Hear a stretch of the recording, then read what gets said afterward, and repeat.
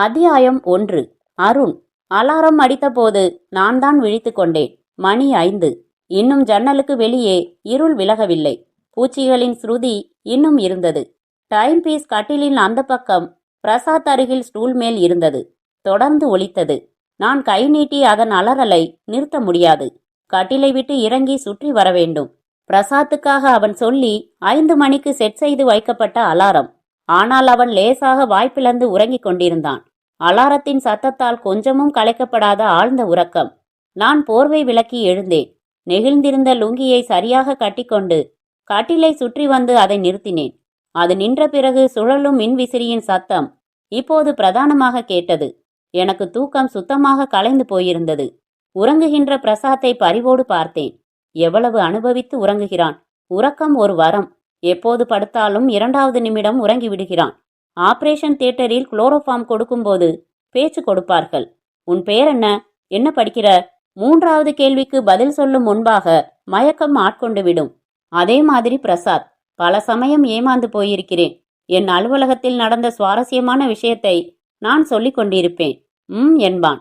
அப்புறம் என்பான். அப்படியா என்பான். தொடர்ந்து கேட்டுக்கொண்டிருக்கிறான் என்று நினைத்து 5 நிமிடங்கள் சொல்லிவிட்டு நீ என்ன நினைக்கிற என்று திரும்பி பார்த்தால் கிளீனாக உறங்கி போயிருப்பான். எனக்கு அந்த வரம் இல்லை.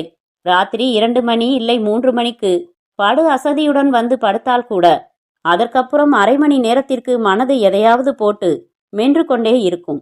இந்த வாரத்திலாவது பல் டாக்டரிடம் அப்பாயின்மெண்ட் வாங்கி அந்த சொத்தை பல்லை பிடுங்கிவிட வேண்டும். பிரசாத்துக்கு பர்த்டே வருகிறது.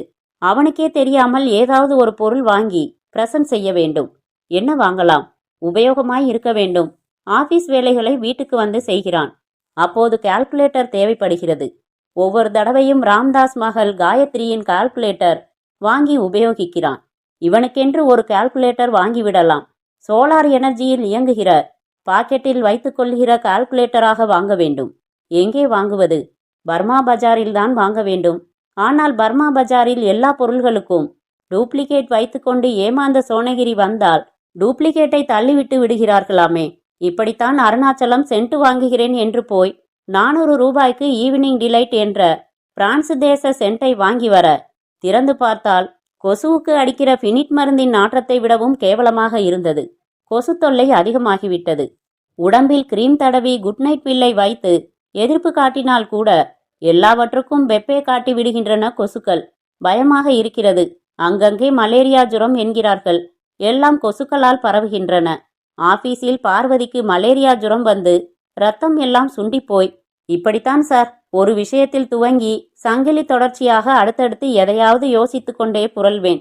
மனக்களைப்பு தான் வரும். தூக்கம் மட்டும் வராது. நேற்று இரவு 12 மணிக்கு மேல் வரை பிரசாத் தன் மேஜை விளக்கு மட்டும் போட்டுக்கொண்டு அலுவலக வேலையை பார்த்து கொண்டிருக்க நான் தான் சத்தம் போட்டேன். ஏன் இப்படி உடம்பு கெடுத்துக்கிற? படுறா. ஆபீஸ் வேலையா ஆபீஸ்ல மட்டும் பாரு. ஆடிட்டிங் நடக்குது அருண். பொறுப்பான பதவி ஆபீஸ்ல. வேலை பார்த்தது போக நிறைய வேலைகள் பெண்டிங்ல இருக்கு. என்னைக்கு இருந்தாலும் நானே தான் பார்த்தாகணும். நீ தூங்கு. வந்தா தூங்கிட மாட்டேனா? நீ படு பிரசாத். காலையில சீக்கிரம் வேணும்னா உன்னை எழுப்பி விடுறேன். சரி, 5 மணிக்கு அலாரம் வையி. அலாரம் அடிச்சாலும் நான் தூங்கிட்டு தான் இருப்பேன். நீ தான் என்னை எழுப்பி விடணும். எழுப்பி விடுறியா என்று கேட்டுவிட்டு விளக்கணைத்து விட்டு படுத்தான். சரி என்ற எனக்கு இப்போது அவனை எழுப்பிவிட மனதே இல்லை. இன்னும் கொஞ்ச நேரம் தூங்கட்டுமே. பாவம், உழைப்பாளி. வேலையில் 100% பர்ஃபெக்ஷன் பார்ப்பான். அதனாலேயே நிறைய வேலைகளை இவனே இழுத்து போட்டுக்கொண்டு பார்ப்பான். அவனுக்கு ஒரு தனியார் குளிர்பான கம்பெனியில் மார்க்கெட்டிங் மேனேஜர் உத்தியோகம். 3000 சொச்சம் சம்பளம். யமஹா மோட்டார் பைக் வைத்திருக்கிறான். ஊருக்கு 1000 ரூபாய் அனுப்புகிறான். தவிர தங்கை கல்யாணத்திற்கு என்று பேங்கில் கணக்கு துவங்கி சேர்த்து வருகிறான். எனக்கும் அதே அளவு சம்பளம்தான். ஹீரோ ஹோண்டா வைத்திருக்கிறேன். ஒரு மருந்து கம்பெனியில் சேல்ஸ் சூப்பர்வைசர். கொஞ்சம் பொறுப்பு குறைவான வேலைதான். அலுவலகத்தில் கொஞ்ச நேரம் இருக்க வேண்டும். பிறகு ஹோல்சேல் டீலர்களை நேரில் சென்று சந்திக்க வேண்டும். சில தினங்கள் என் மொத்த வேலையும் 2 மணி நேரத்தில் முடிந்துவிடும். வீட்டுக்கு வந்து விடுவேன். மியூசிக் கேட்டபடி பிரசாத்துக்கும் சேர்த்து சமைத்து வைப்பேன். அப்புறம் ராம்தாஸ் வீட்டில் அவரோடு செஸ் விளையாடுவேன்.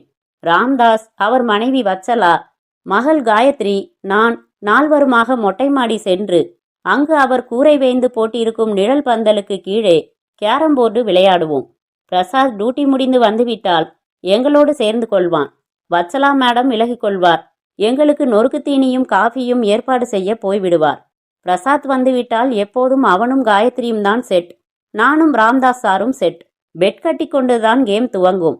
தோற்ற ஜோடி மறுநாள் வீட்டை சுற்றி முளைத்திருக்கும் புற்களை வெட்டி தோட்டத்தை சுத்தப்படுத்த வேண்டும். ஓவர்ஹெட் டேங்கை சுத்தம் செய்ய வேண்டும். ஷாப்பிங் சென்று பொருள்கள் வாங்கி வர வேண்டும். மற்றவர்களின் துணியை துவைத்து அயன் செய்து தர வேண்டும். இப்படி எளிதான உழைப்பு சம்பந்தப்பட்ட பந்தயங்களாக வைத்துக்கொள்வோம். 4 பேருமே கேரம் சிறப்பாக விளையாட தெரிந்தவர்கள் என்பதால் வெற்றி தோல்வி 2 ஜோடிகளுக்கும் மாறி மாறி வரும். ராமதாஸ் தான் எங்கள் வீட்டுக்காரர். மாதா மாதம் 1000 ரூபாய் எங்களிடம் வாடகை வசூலிப்பவர். ஆனால் உலகத்தில் யாருக்குமே இப்படி ஒரு ஃப்ரெண்ட்லி வீட்டுக்காரர் அமையவே மாட்டார். 2 வாசல்கள் வைத்து ஒரு போர்ஷனை வாடகைக்கு விட்டு ஒரு போர்ஷனில் குடியிருக்கும் நோக்கத்திலேயே கட்டப்பட்ட வீடு அது. இடதுபுற போர்ஷன் எங்களுடையது, வலதுபுற போர்ஷனில் அவர்கள். இரண்டும் கண்ணாடி பிம்பம் போல.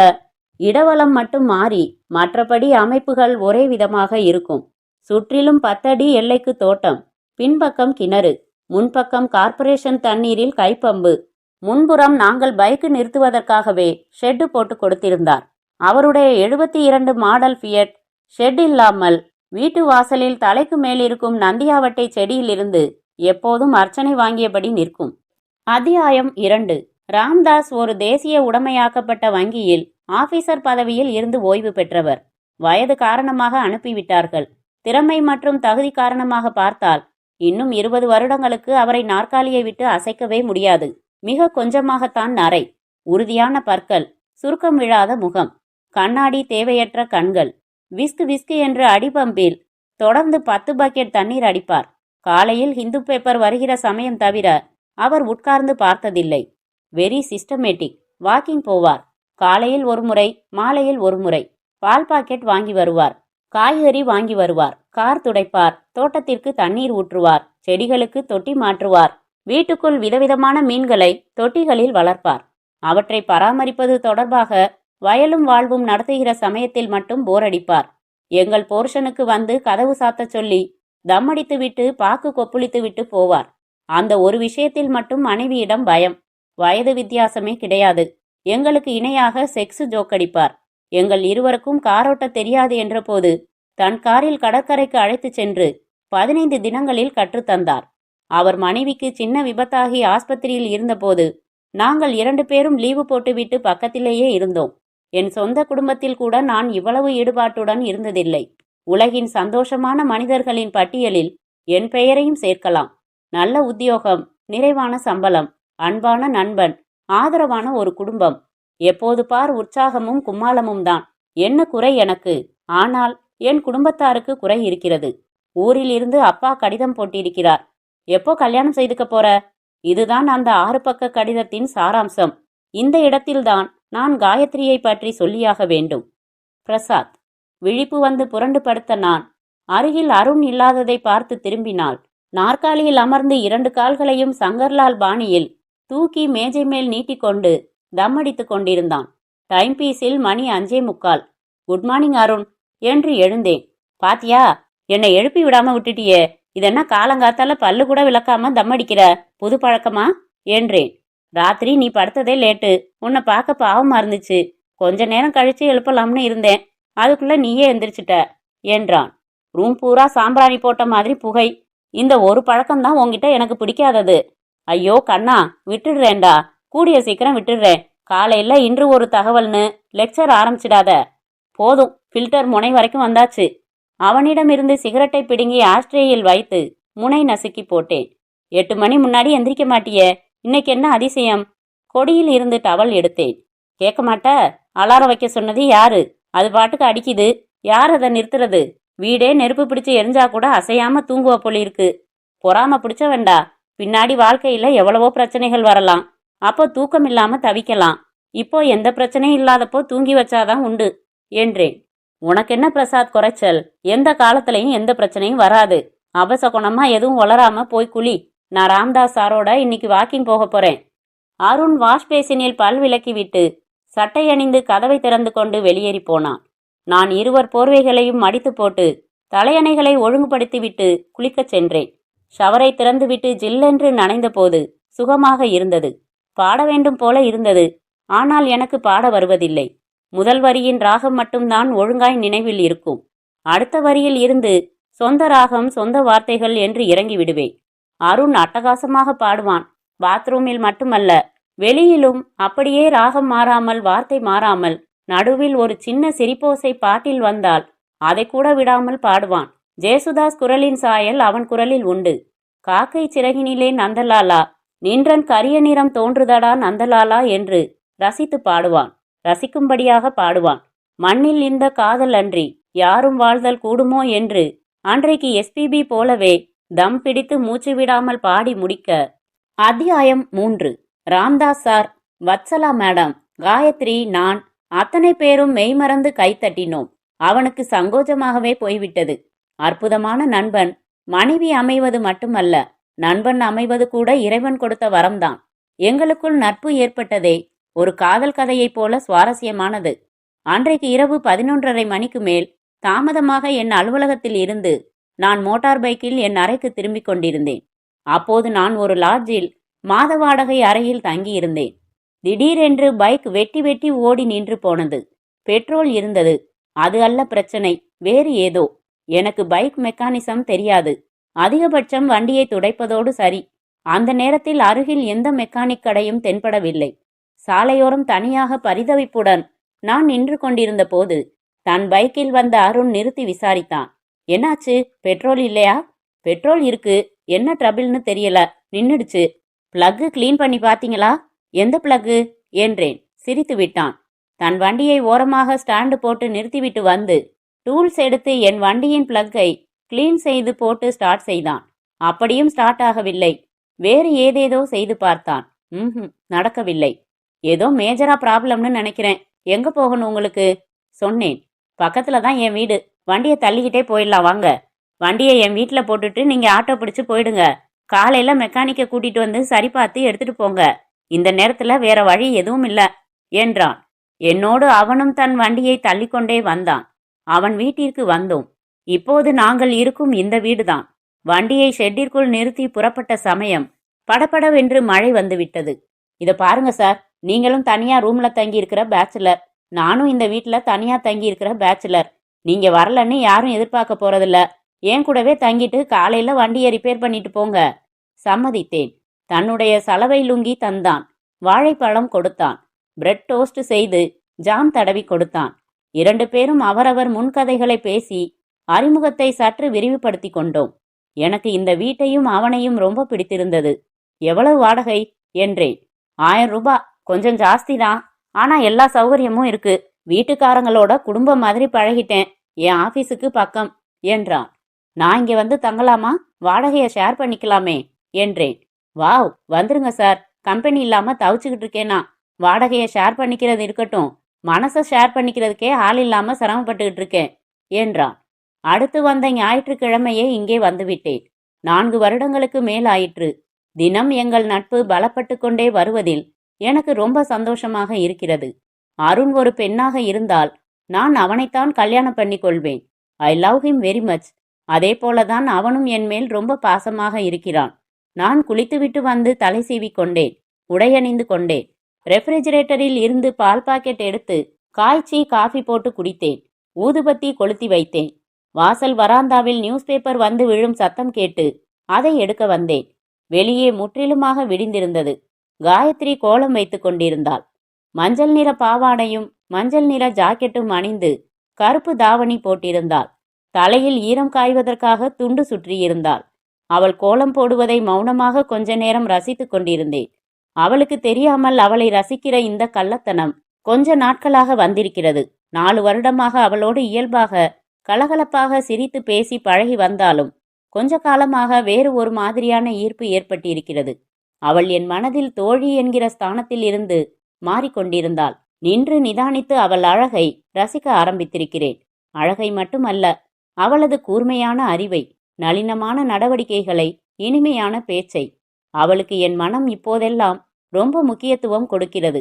சிலிர்த்து கொள்கிறது அடிக்கடி, படபடத்துக் கொள்கிறது அடிக்கடி. இதுதான் காதல் என்றால் எஸ், நான் அவளை காதலிக்கிறேன். அவளை எனக்கு நிரம்பவும் பிடித்திருக்கிறது. அவளின் அருகாமைக்கான ஏக்கம் நெஞ்சில் நிலவுகிறது. அவளோடு சேர்ந்து நடக்கும்போது இயல்பாக அவள் கையும் தோளும் என்மேல் படும்போது கிறக்கம் வருகிறது. அவளுக்குள்ளும் இப்படி ஏதாவது ரசாயன மாற்றங்கள் உண்டா என்பது தெரியவில்லை. ஒரு சந்தர்ப்பம் பார்த்து சொல்ல வேண்டும். எப்படி துவங்குவது? என்ன நினைப்பாள்? ராம்தாஸ் என்ன நினைப்பார்? எவ்வளவு உரிமை கொடுத்து உங்களை என் வீட்டாரோடு பழகவிட்டால் காதலிக்கிறேன் என்கிறையேடா பாதகா என்று நெற்றிக்கண் திறப்பாரா? உங்களை என் செத்துப்போன அண்ணனா நினைச்சுத்தான் நான் பழகினேன் என்று சினிமா திருப்பமாக சொல்லிவிடுவாளோ காயத்ரி? பயமாக இருக்கிறது. ஆனால் ஒரு நாள் சொல்லியே ஆக வேண்டும். பார்க்காத பயிர் பாழாகும், கேட்காத கடன் பாழாகும், சொல்லப்படாத காதலும் பாழாகும். இதோ இப்போது காயத்ரி மட்டும் தனியாக இருக்கிறாள். கோலம் போட்டு கொண்டிருக்கிறாள். இப்போது சொல்லிவிடலாமா? வேண்டாம், இப்போது வேண்டாம். நான் பேப்பரை மட்டும் எடுத்துக்கொண்டு சத்தம் போடாமல் உள்ளே வந்துவிட்டேன். மேஜையில் உட்கார்ந்தேன். என் அலுவலக ஃபைல்களை எடுத்து வைத்து கொள்ள அருண் தன் அப்பாவுக்கு பாதி வரை எழுதி வைத்திருந்த கடிதம் ஒன்று காற்றில் படபடக்க அதை படித்தேன். அன்புள்ள அப்பா, என் திருமணம் பற்றி எழுதியிருந்தீர்கள். உங்கள் ஆசை நியாயமானதே. நான் திருமணம் செய்து கொள்ள வேண்டிய நேரமும் இதுதான். சொந்தத்தில் கேட்டு பார்க்கட்டுமா என்று கேட்டிருந்தீர்கள். அதெல்லாம் வேண்டாம்.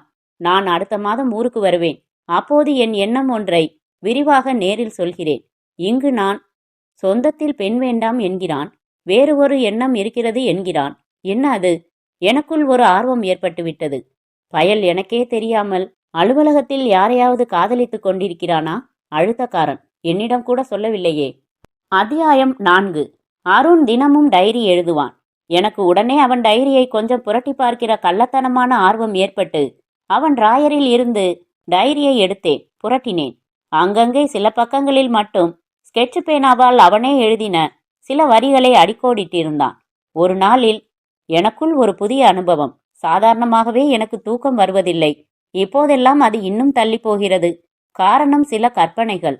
இதுவரை தூக்கம் வராமல் புரளும்போது நடந்த சம்பவங்களை மட்டுமே நினைப்பேன். இப்போது இப்படி நடந்தால் எப்படி இருக்கும் என்று கற்பனையில் ஆழத் துவங்கியிருக்கிறேன். இன்னொரு நாளில் என் தேவதை எங்கே இருக்கிறாள் என்று எனக்குள் அடிக்கடி ஒரு கேள்வி வரும். என் வாழ்க்கைக்கு துணையாக வரப்போகிற என் தேவதை இந்த நேரம் என்ன செய்து கொண்டிருப்பாள் என்று யோசிப்பேன். அவள் எப்படி இருப்பாள் என்று கற்பனை செய்து பார்ப்பேன். தவித்து போவேன். எவ்வளவு பெரிய முட்டாள் நான்! என் தேவதையை நிஜமாக எதிரிலேயே வைத்துக்கொண்டு நிழல் தேவதையை தேடிக்கொண்டிருக்கிறேனே. என் மனது அழுத்தமாக சொல்லிவிட்டது, காயத்ரிதான் என் தேவதை. அதிர்ந்து போன என் கையில் இருந்து அவன் டைரி நழுவி கீழே விழுந்தது. அருண். பனகல் பார்க்கை சுற்றி கொண்ட பாண்டி பஜார் சாலையின் புது தமிழ் பெயர் மனதில் நுழையவில்லை. ஓரமாக நானும் ராம்தாஸ் சாரும் நடந்து கொண்டிருந்தோம். இன்னும் முழு வெளிச்சமும் வரவில்லை, முழு போக்குவரத்தும் வரவில்லை. இடைவெளி விட்டு சில டீ கடைகளை மட்டும் திறந்து வைத்துக் கொண்டிருந்தார்கள். ராம்தாஸ் சார் காலர் இல்லாத, ஆனால் ஜிப்பாவும் இல்லாத ஒரு சட்டை அணிந்திருந்தார். வேட்டியை மடக்கி கட்டியிருந்தார். சாக்ஸ் அணியாமல் கருப்பு கட்ஷூ போட்டிருந்தார். அவர் வேகத்திற்கு நடந்தபோது எனக்கு மூச்சிறைப்பதை பார்த்து சிரித்தார்.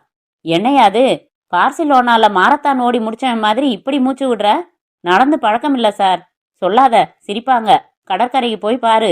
என் வயசுக்கு நடந்தா போதும், நடக்கிறேன். உன் வயசுக்கு ஜாக்கிங் போகணும்யா. உடம்ப கின்னுன்னு வச்சுக்க வேணாமா? நடக்கவே சிரமப்படுற. என்ன பண்ண சொல்றீங்க? ஆபீஸுக்கு பைக்ல போயிடுறேன். படியேற கூட விடாம லிப்ட் வச்சு சோம்பேறி ஆக்கிட்டானுங்க. ஏசி ரூம்ல வேலை முடிஞ்சதும் பைக்ல வீட்டுக்கு வந்துடுறேன். எங்க இருக்கு நட? உனக்கு மட்டும் இல்லையா, உங்க ஜென்ரேஷனுக்கே நட குறைஞ்சு போச்சு. பொசுக்குன்னு ஆட்டோ பிடிச்சிடுறாங்க.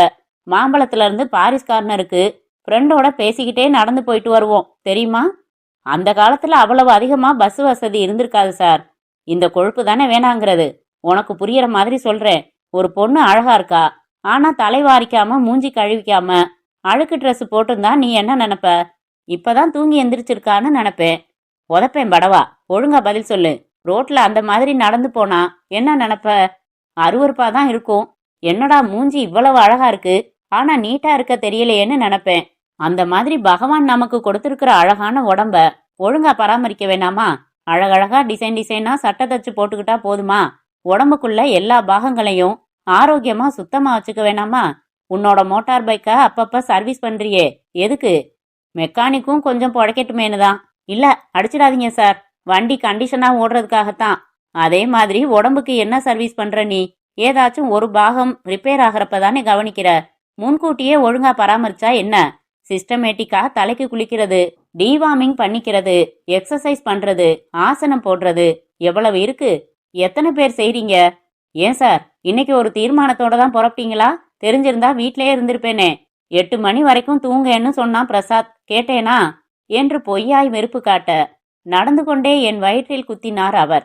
சார், இப்படியெல்லாம் திடுதிப்புன்னு முன்னறிவிப்பு இல்லாம குத்தாதீங்க. நீங்க சொன்ன மாதிரி எந்த சர்வீஸும் செய்யப்படாத உடம்பு திடீர்னு ஸ்ட்ரக்கப் ஆயிட போகுது. கல்யாணமாக வேண்டிய பையன் சார். நீ கல்யாணம்னு பேச்செடுத்த அப்புறம்தான் ஞாபகம் வருது. ஒரே பொண்ணுன்னு செல்லமா கொஞ்சிக்கிட்டே எத்தனை நாளைக்கு வீட்லயே வச்சுக்கிறது சொல்லு? காயத்ரிக்கு கல்யாணம் பண்ணலாம்னு யோசிக்கிறேன் அருண்.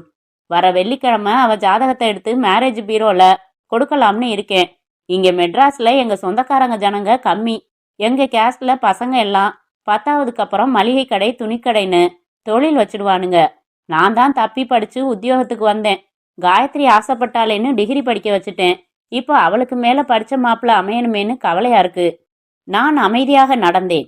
என் உதடுகள் ஏதேதோ சொல்ல தவித்தன. ஏன் சார், உங்க ஜாதி பையன்தான் வேணும்னு தேடணும்? இதோ உங்க பக்கத்திலே நடந்து வந்துட்டு இருக்கேனே. என்னையெல்லாம் பார்த்தா ஒரு மாப்பிள்ள அபிப்பிராயமே வராதா? என்னையா முழிக்கிற? தாலியை எடுத்து என் பொண்ணு கழுத்துல கட்டியான்னு சொன்னா நான் கட்ட மாட்டேனா? சொல்ல நினைத்தவை மூழ்கி, அதெல்லாம் சரிதான் சார், கல்யாணம் பண்ணிட வேண்டியதுதான் என்று உயிரற்ற வார்த்தைகளை தான் என் உதடுகள் துப்பின.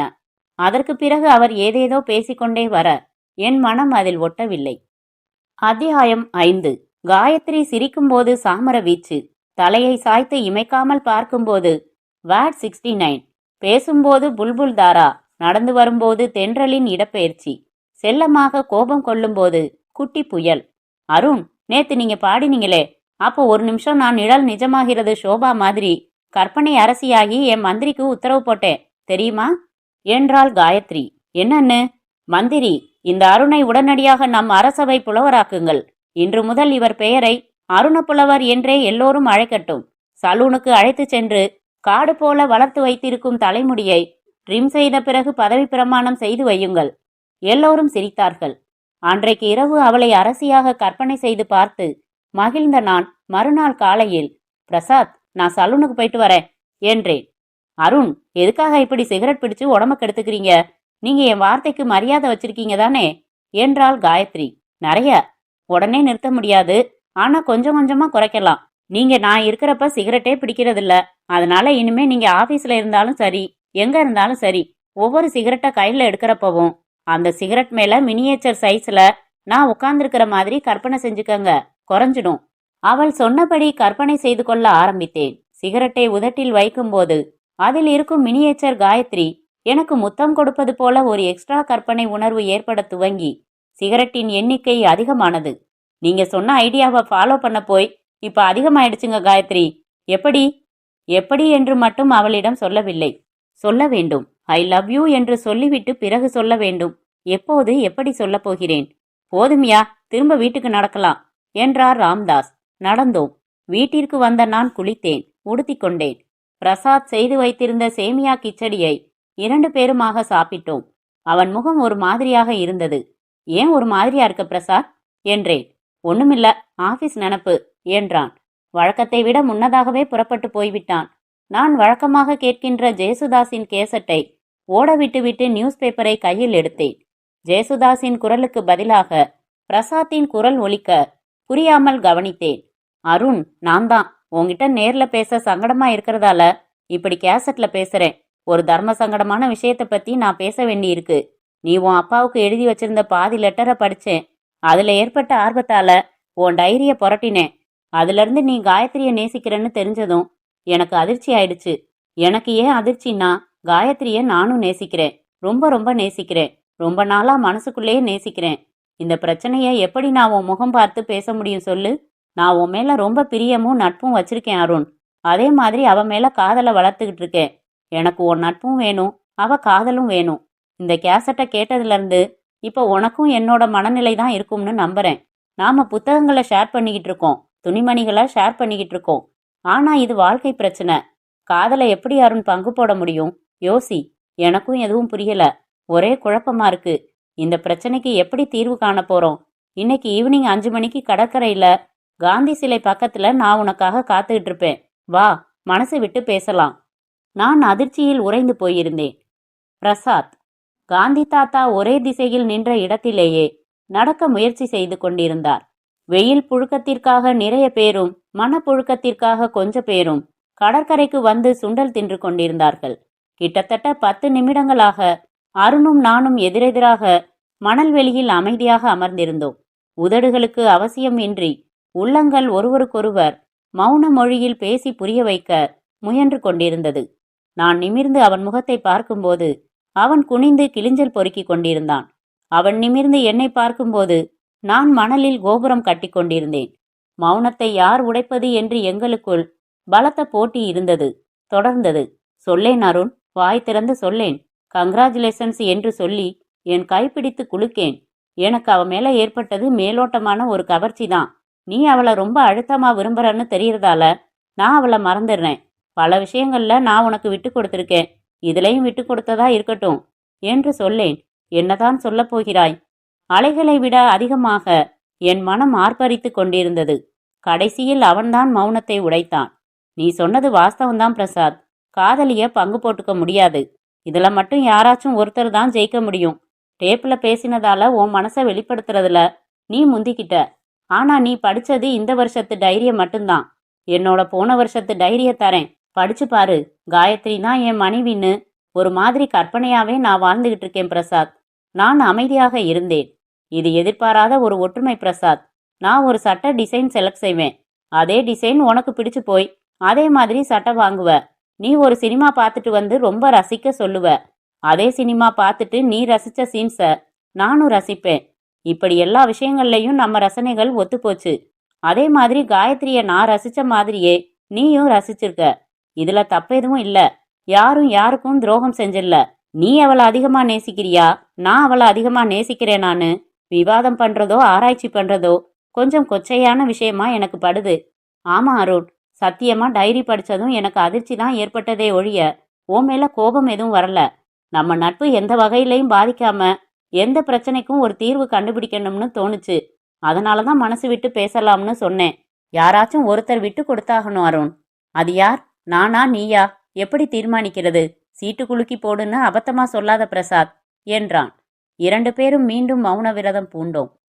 அத்தியாயம் 6. நான் ஒன்னு சொல்லட்டுமா என்றான். சொல்லு என்றேன். 2 பேருமே நம்ம காதல மனசுக்குள்ளதான் வச்சிருக்கோம். யாரும் இன்னும் காயத்ரி கிட்ட வெளிப்படுத்தல. அவளை பொறுத்த வரைக்கும் 2 பேர்கிட்டையும் சோசியலா பழகிறா. ஆனா அவ மனசுல என்ன இருக்குன்னு உனக்கும் தெரியாது, எனக்கும் தெரியாது இல்லையா? ஆமா. அவ சின்ன குழந்தை இல்ல, படிச்சவ. எல்லா விஷயத்த பத்தியும் தீர்க்கமா பேசுறவ. நாளன்னைக்கு காயத்ரிக்கு பர்த்டே. அப்போ அவ, நீ, நான் 3 பேர் மட்டும் சந்திக்கிற மாதிரி ஒரு தனியான சந்தர்ப்பம் ஏற்படுத்திக்கலாம். அவகிட்ட மனசு விட்டு பேசலாம். நாங்க 2 பேருமே உன் மேல நேசம் வச்சிருக்கோம்னு சொல்லலாம். சுயம்பரமா என்று சிரித்தேன். அருண் சுயம்பரமா என்று சிரித்தான். இதுல சிரிக்கிறதுக்கு என்ன இருக்கு பிரசாத்? ஒரு பொண்ணை எத்தனையோ பேர் நேசிக்கலாம். நமக்கு தெரியாம காயத்ரியை இன்னும் எத்தனையோ பேர் மனசுல நினைச்சுக்கிட்டு இருக்கலாம். ஆனா காயத்ரி யார நினைக்கிறாங்கிறது தானே முக்கியம் என்றேன். பிரசாத் முகத்தில் சிரிப்பு நீங்கியது. உண்மைதான் அருண், நாம பாட்டுக்கு பேசிட்டு இருக்கோமே ஒழிய அவ விருப்பம் நமக்கு தெரியாது. அவ மனசுல காதல் இருக்கானே தெரியாது. உங்க 2 பேரையுமே நான் நல்ல நண்பர்களாதான் நினைச்சேன்னு கூட அவ சொல்லலாம் என்றான் பிரசாத். அவ அப்படித்தான் சொல்லணும்னு அவசியம் இல்ல பிரசாத். அவளும் நம்ம ஏஜ் குரூப் தானே. அவ மனசு நிர்மலமா இருக்கும்னு ஏன் நாம எதிர்பார்க்கணும்? அவளுக்குள்ளேயும் ரகசியமான சலனங்கள் ஏற்பட்டிருக்கலாம். அவ உன்னையோ இல்ல என்னையோ மனசுல நினைச்சுக்கிட்டு இருக்கலாம். Chances are there. அதனாலதான் சொல்றேன், நம்ம விருப்பத்தை சொல்லிடலாம். தீர்மானிக்கிற உரிமைய அவளுக்கு தந்துடலாம். இதுல நமக்குள்ளதான் ஒரு வைராக்கியம் வேணும் என்றேன். என்ன? எந்த முடிவையும் ஏத்துக்க தயாரா? நம்ம மனசை பக்குவப்படுத்திக்கணும். காயத்ரி உன்னை விரும்புறதா சொன்னா சத்தியமா சொல்றேன், அந்த நிமிஷமே நான் என் மனசை மாத்திக்கிறேன். எப்பவும் போல நட்பா பழகிறேன். அதே மாதிரி அவ என்ன விரும்புறதா சொன்னா அந்த ஏமாற்றத்தை ஜீரணிச்சுக்கிட்டு எப்பவும் போல பழக நீ தயாரா என்றேன். உன்னால முடியும்னா என்னாலேயும் முடியும் அருண். நம்ம நிலைமைய அவகிட்ட தெளிவா சொல்லிடலாம். இது நமக்குள்ள ஏற்படுத்திக்கிற ஒரு ஜென்டில்மேன் அக்ரிமெண்ட். கைய கொடு நீட்டினேன். என் கை மேல் தன் கையை வைத்தான். அவ உன்னை விரும்பினா நான் சந்தோஷமா அதை ஏத்துக்கிறேன். இது சத்தியம் என்றான் பிரசாத். அதே போலவே நானும் சொன்னேன். மனதில் கொஞ்சம் பாரம் இறங்கியது போல இருந்தது. அதே சமயம் காயத்ரி யாரை தேர்வு செய்ய போகிறாள் என்கிற டென்ஷன் குடிவந்தது. அப்புறம் கொஞ்ச நேரம் அமைதியாக இருந்தோம். ஏதாச்சும் பேசேண்டா என்றான் பிரசாத். என்ன பேசுறது என்றேன் நான். அன்றைக்கு இரவு வழக்கம் போல உறக்கம் வராமல் நான் தவிக்க, வழக்கமாக 3 எண்ணுவதற்குள் உறங்கி போய்விடும் பிரசாத்தும் புரண்டு புரண்டு படுத்து கொண்டிருந்தான். எனக்கு ஒரு கவலை ஏற்பட்டது. இதில் நானாயிருந்தாலும் சரி, அவனாக இருந்தாலும் சரி, தோல்வியை சந்தித்தால் எவ்வளவு கொடுமையானது அது. ஏன் இப்படி எங்களுக்குள் ஒரு வினோதமான பிரச்சனை வந்து சேர்ந்தது? பக்குவமும் புரிந்து கொள்ளுதலும் இருப்பதால்தான் இந்த அன்பு அவஸ்தை. இல்லாவிட்டால் இந்நேரம் ஒருவருக்கொருவர் கழுத்தை நெரித்து கொள்ளும் அளவிற்கு எதிரிகளாகி இருப்போம். இதில் ஜெயிப்பவனுக்கு வாழ்க்கை உறுத்தப் போகிறது, தோற்பவனுக்கும் வாழ்க்கை முழுக்க உறுத்தப் போகிறது. இந்த ஒப்பந்தம் தேவைதானா?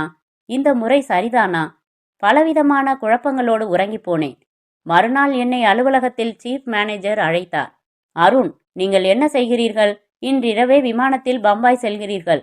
அங்கே நம் நிறுவனத்தின் தலைமை அலுவலகத்தில் 1 வாரம் தங்கி இந்த சுமன் ஏஜென்சிஸ் கணக்கில் உள்ள குளறுபடிகளை சரிபார்த்து கொண்டு வருகிறீர்கள். லீகல் நடவடிக்கை எடுக்கப் போவதாக எச்சரிக்கை விட்டிருக்கிறான். அவனுக்கு முன்னால் நாம் முந்திக் கொண்டாக வேண்டும் என்றார் அழகான ஆங்கிலத்தில். அட போய்யா என்றுதான் சொல்ல வேண்டும் போல் இருந்தது. எனக்கு இப்போது பம்பாய் செல்லும் மூடே இல்லை. ஆனால் வேறு வழி. ஒப்புக்கொண்டேன். 1 வாரம் தானே அருண், போயிட்டு வா என்றான் பிரசாத்.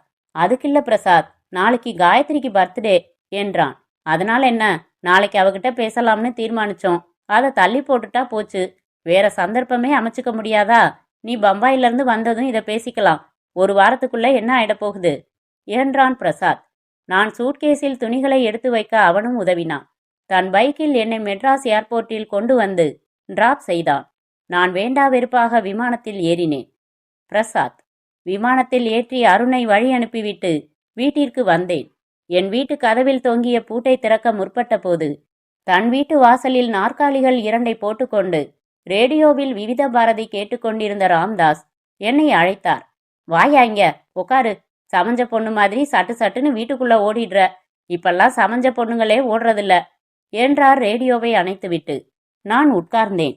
அருண் பாம்பே போயாச்சா? இப்பதான் ஏத்தி விட்டுட்டு வரேன். இன்னைக்கு நம்ம வீட்டுல சூடா பஜ்ஜி போட சொன்னேன். காயத்ரி, பிரசாத்துக்கும் சேர்த்து எடுத்துக்கிட்டு வாமா என்றார். நிறைய பேர் பஜ்ஜியில என்ன இருக்கும், கொலஸ்ட்ரால்னு, அதை தொடுறதில்ல. நம்ம உடம்புக்கு கொலஸ்ட்ரால் வேணாம்னு யார் சொன்னது? அது இல்லைன்னா கைகால் எல்லாம் விரைச்சுக்கும் சுவாமி. அதான் லூப்ரிகேஷன். வண்டிக்கு கிரீஸ் போடுறது மாதிரி, தாழ்பாலுக்கு எண்ணெய் போடுற மாதிரி. ஜாஸ்தியா போனாதான் ட்ரபிள். ஆமா சார் என்றேன். காயத்ரி 3 தட்டுக்களில் சூடான பஜ்ஜிகள் எடுத்துக்கொண்டு வந்தாள். எங்களிடம் கொடுத்தாள். தன் தட்டை மடியில் வைத்துக்கொண்டு வாசல் படிக்கட்டில் அமர்ந்து கொண்டாள். எனக்குள் சிறகின் வருடல். புடவை கட்டியிருந்தாள். நெற்றியில் ஸ்டிக்கர் பொட்டுக்கு கீழே குங்குமத்தீற்றல் இருந்தது. அத்தியாயம் 7. என்ன காயத்ரி, முதலா புடவை கட்டியிருக்கியா என்றேன். ஆமா, நான் தான் கட்ட சொன்னேன். கட்டிட்டு அம்மாவும் பொண்ணும் கோயிலுக்கு போயிட்டு வந்தாங்க என்றார் ராம்தாஸ். காயத்ரிய புடவையில பார்த்ததும் அவ கல்யாணத்துக்கு நான் ஏற்கனவே 2-3 வருஷம் லேட் பண்ணிட்டேனோன்னு ஃபீல் பண்ண ஆரம்பிச்சிட்டேன். போங்கப்பா என்று சினுங்கினாள். ஒரு ஜலதரங்க வரிசை. ஐயோ, இவள் எவ்வளவு அழகாக இருக்கிறாள். யாரை தேர்வு செய்ய போகிறாள்? என்னை தேர்வு செய்வாளா? எனக்கு இவள் கிடைப்பாளா? எதிர் வீட்டு கூத்து தெரியுமா பிரசாத் என்றார் ராம்தாஸ். என்ன சார் என்றேன். பொண்ணு டிகிரி முடிச்சிருக்கு. பொருத்தமா மாப்பிள்ள அமையல. ஒரு இடம் அமைஞ்சுது. எல்லாம் சரி. ஆனா பையன் +2 தான் படிச்சிருக்கான். பார்த்தாங்க. பொண்ணும் +2 தான் படிச்சிருக்குன்னு ஒரு பொய்ய சொல்லி கல்யாணம் பண்ணி வச்சுட்டாங்க. எப்போ? 5 வருஷம் முன்னாடி. அவங்க குடித்தனம் நடத்தி 2 குழந்தைங்க கூட பிறந்தாச்சு. இப்பதான் பையனுக்கு உண்மை தெரிஞ்சிருக்கு. வந்து ஒரே சத்தம், தகராறு. அப்புறம் என்னாச்சு என்றேன். கல்யாணமாகி குழந்தையும் பிறந்தாச்சு. இனிமே என்ன பண்றது? சத்தம் போட்டுட்டு சமாதானமாகி குடும்பத்தை அழைச்சிக்கிட்டு ஊருக்கு போயிட்டாரு. ஆனா ஒரு சீன் கிரியேட் பண்ணிட்டாருல்ல, தேவையாது? காயத்ரி குறுக்கிட்டாள். போங்கப்பா, இது ஒரு பெரிய தப்பா? அந்த அக்காவுக்கு கல்யாணம் ஆகலன்னு எவ்வளவு கவலைப்பட்டாங்க தெரியுமா? என்கிட்ட கூட சொல்லி அழுதிருக்காங்க. இப்ப என்ன ஆயிடுச்சு? 1000 பொய் சொல்லி ஒரு கல்யாணம் பண்ணலாம்னு உங்களை மாதிரி பெரியவங்க தானே சொல்லி வச்சிருக்கீங்க என்றாள். எம்மாடி, உன்கிட்ட பேச முடியாது. போய் தண்ணி எடுத்துக்கிட்டு வா என்றார். அன்றைக்கு இரவு எனக்குள் ஒரு புதிய யோசனை பிறந்தது. 1000 பொய் சொல்லி ஒரு கல்யாணம் செய்யலாம் என்றால், ஒரே ஒரு ரகசிய ஒப்பந்தத்தை மீறி என் காதலை நிறைவேற்றி கொண்டால் என்ன? என்ன இருந்தாலும் அருண் என்னை விட கொஞ்சம் அழகானவன் என்பது உண்மை. என்னை விட அதிகம் நகைச்சுவை உணர்வு மிக்கவன். இதைவிட எனக்கு முன்பிருந்தே அவனுக்கு இந்த குடும்பத்தில் பழக்கம். அதனால் 2 பேரில் அவனை பிடித்திருக்கிறது என்று அவள் சொல்லிவிட்டால், நான் முந்திக்கொண்டு என் மனதை வெளிப்படுத்தும் போது ஒருவேளை அவளுக்கு அவனையே பிடித்திருந்தாலும் கூட அவன் மனதில் என்ன இருக்கிறது என்று உணராத நிலையில் என் மனதை நான் உணர்த்தி வருகின்ற நிலையில், என்னை நிராகரிக்க எந்த காரணமும் இல்லாத ஒரு சூழ்நிலையில் என் காதலை ஏற்றுக்கொள்ளலாம் என்கிற முடிவுக்கு அவள் வர வாய்ப்பிருக்கிறது. நாளைக்கு அவளுக்கு பிறந்த நாள், சந்தோஷமான நாள், மனதில் உற்சாகம் பொங்குகிற நாள். அருணும் அவளை விரும்புகிற செய்தியை துப்புரவாக மறைத்துவிட்டு என் காதலை வெளிப்படுத்திவிட்டால் என்ன? இதில் பொய் எங்கே இருக்கிறது? நான் காயத்ரியை விரும்புவது உண்மை, நிஜம், சத்தியம். அதைத்தானே சொல்லப் போகிறேன். யோசிக்க யோசிக்க என் மனம் ஒரு தீர்மானத்திற்கு வந்தது. காலையில் என்னை பிரமாதமாக அலங்கரித்துக் கொண்டேன். வெளியில் சென்று ஒரு லேடிஸ் ரிஸ்ட் வாட்ச் வாங்கி பார்சல் செய்து கொண்டேன். பூங்கொத்து வாங்கி கொண்டேன். காயத்ரியின் வீட்டுக்கு வந்தேன். தன் அப்பா அம்மாவுடன் அருகில் இருக்கும் சிவா விஷ்ணு கோயிலுக்கு சென்று அர்ச்சனை செய்து அவள் திரும்பியிருந்தாள். பட்டுப்பாவாடை கட்டி ஜ்வலித்தாள். வாயா பிரசாத், இன்னைக்கு மத்தியானம் நம்ம வீட்டில் தான் உனக்கு விருந்து, சொல்லிட்டேன் என்றார் ராம்தாஸ். பூங்கொத்தை அவளிடம் நீட்டினேன். Many happy returns of the day Gayathri என்றேன். தேங்க்ஸ் என்று புன்னகைத்தாள். இந்த புன்னகைக்காக என்ன துரோகம் வேண்டுமானாலும் செய்யலாம். நமது இந்திய நாட்டையே காட்டிக் கொடுக்கலாம், தப்பில்லை. இந்த இங்கிலீஷ் வாழ்த்தெல்லாம் வேணாப்பா. அடுத்த பிறந்த நாளுக்குள்ள அவ திருமதி காயத்ரி ஆகணும்னு வாழ்த்து என்றார் ராம்தாஸ். கண்டிப்பா நடக்கத்தான் போகுது அது என்றேன் நான். நீங்களும் அப்பா கூட சேர்ந்துட்டீங்களா கிண்டல் செய்யறதுக்கு என்று காயத்ரி சினுங்கினாள். இந்த சினுங்களுக்காக ஒரு கொலையே செய்யலாம். ஒரு கிராமத்துக்கே நெருப்பு வைக்கலாம், தப்பில்லை. அவள் அம்மா சமையலறையில் வேலையாக இருக்க வாழ்த்து சொன்ன ஆசாமிக்கு ஒரு ஸ்வீட்டு கொடுத்தோம், காஃபி கொடுத்தோம்னு இல்லாம அங்க என்ன உருட்டிக்கிட்டு இருக்க வச்சலா? நீ பேசிக்கிட்டுருமா, நான் எடுத்துட்டு வரேன் என்று ராம்தாஸ் உள்ளே செல்ல நானும் அவளும் மட்டும் அமர்ந்திருந்தோம். காயத்ரி என்றேன். என்று நிமிர்ந்து என்னை பார்த்தாள். இந்த பார்வைக்காக எல்ஐசியின் மொட்டை மாடியிலிருந்து கீழே குதிக்கலாம், தப்பில்லை. ஒரு சின்ன பரிசு என்று பார்சலை நீட்டினேன். பரிசெல்லாம் எதுக்கு, வாழ்த்து மட்டும் போதாதா? வாங்கி கொண்டாள். பிரிக்க முற்பட்டாள். இப்ப பிரிக்க வேணாம், நீ தனியா இருக்கிறப்ப பிரிச்சு பாரு ப்ளீஸ் என்றேன். என்னை வினோதமாக பார்த்தாள். ப்ளீஸ் என்றேன் மறுபடி. ஸ்வீட்டும் காஃபியும் சாப்பிட்டு விட்டு என் போர்ஷனுக்கு வந்த எனக்கு வியர்த்தது, படபடப்பாக இருந்தது. தனிமையில் அந்த பார்சலை பிரிப்பாள். அதில் வாட்சோடு ஒரு ஆடியோ கேசட்டும் இருக்கிறது. அதை போட்டு கேட்பாள். அதில் நான் பேசி இருக்கிறேன். காயத்ரி, என்னடா இவன் நேர்ல பேசாம கேசட் மூலமா பேசுறேனேன்னு ஆச்சரியப்படாத. இதுல சில சௌகரியங்கள் இருக்கு. நான் பேச நினைக்கிறத முழுமையா தயக்கமில்லாம பேசலாம். அதே சமயம் உன்னோட ரியாக்ஷன் என்னன்னு கவலைப்பட வேண்டியதில்லை. உன் ரியாக்ஷன் எதிர்மறையா இருந்தா அத முகத்துக்கு நேரா சந்திக்கிற தர்ம சங்கடத்தை இந்த கேசட் தவிர்க்கும், இல்லையா? புதிர் மாதிரி பேசுறதா நினைக்கிறியா? வெளிப்படையா சொல்லட்டுமா, சுருக்கமா சொல்லட்டுமா? எனக்கு உன்னை பிடிச்சிருக்கு, ரொம்ப பிடிச்சிருக்கு, ரொம்ப ரொம்ப பிடிச்சிருக்கு. வார்த்தையால இந்த அளவுக்கு மட்டும்தான் என்னால புரிய வைக்க முடியும். கொஞ்ச நாளாவே எனக்குள்ள இருந்த தவிப்ப இப்போ இறக்கி வச்சுட்டேன். இது வெறும் இனக்கவர்ச்சி இல்ல. அந்த வயசை நாம தாண்டி வந்தாச்சு. நான் உன்னை முறைப்படி கல்யாணம் செய்துக்க விரும்புறேன். உன்னோட என்னால சந்தோஷமா வாழ முடியும்னு நம்பிக்கை இருக்கு. வாழ்க்கை நடத்துறதுக்கான தகுதியும் எனக்கு இருக்கு. நீ என்ன நினைக்கிற? உன் விருப்பம்தான் இதுல முக்கியம். உன் விருப்பம் தெரிஞ்சதுக்கு அப்புறம் நான் முறைப்படி உங்க அப்பா அம்மா கிட்ட பேசுறேன். நட்பா பழகிட்டு இருந்தேன்னா இப்படி திடீர்னு பேசுறது உனக்கு அதிர்ச்சியா இருக்கலாம். ஆனா என் மனசை நான் மறைக்க விரும்பாம தான் கொட்டிட்டேன். இது தப்புன்னு நினைச்சா என்னை மன்னிச்சிடு. உனக்கு விருப்பம் இல்லைன்னா அதை சொல்லிடு. என் அதிர்ஷ்டம் அவ்வளவுதான்னு நான் என்னையே சமாதானப்படுத்திக்கிறேன். ஆனா தயவு செஞ்சு உங்க அப்பா அம்மா கிட்ட சொல்லி என்னை அவமானப்படுத்திடாத. அவங்க என் மேல ரொம்ப மரியாதை வச்சிருக்காங்க. உன் முடிவை உடனே சொல்ல வேணாம். யோசி, இன்னைக்கு பூரா யோசி. நாளை காலையில சொல்லு. கோலம்போட வர்றப்ப சொல்லு. இன்னைக்கு ராத்திரி பூரா நான் தூங்க போறதில்ல. நாளைக்கு விடியறது ஊருக்கு மட்டும் இல்ல, என் வாழ்க்கைக்கும் சேர்த்துதாங்கிற நம்பிக்கையோட உன் பதிலுக்காக நான் காத்துட்டு இருப்பேன் என்று நான் பேசியிருக்கிறேன்.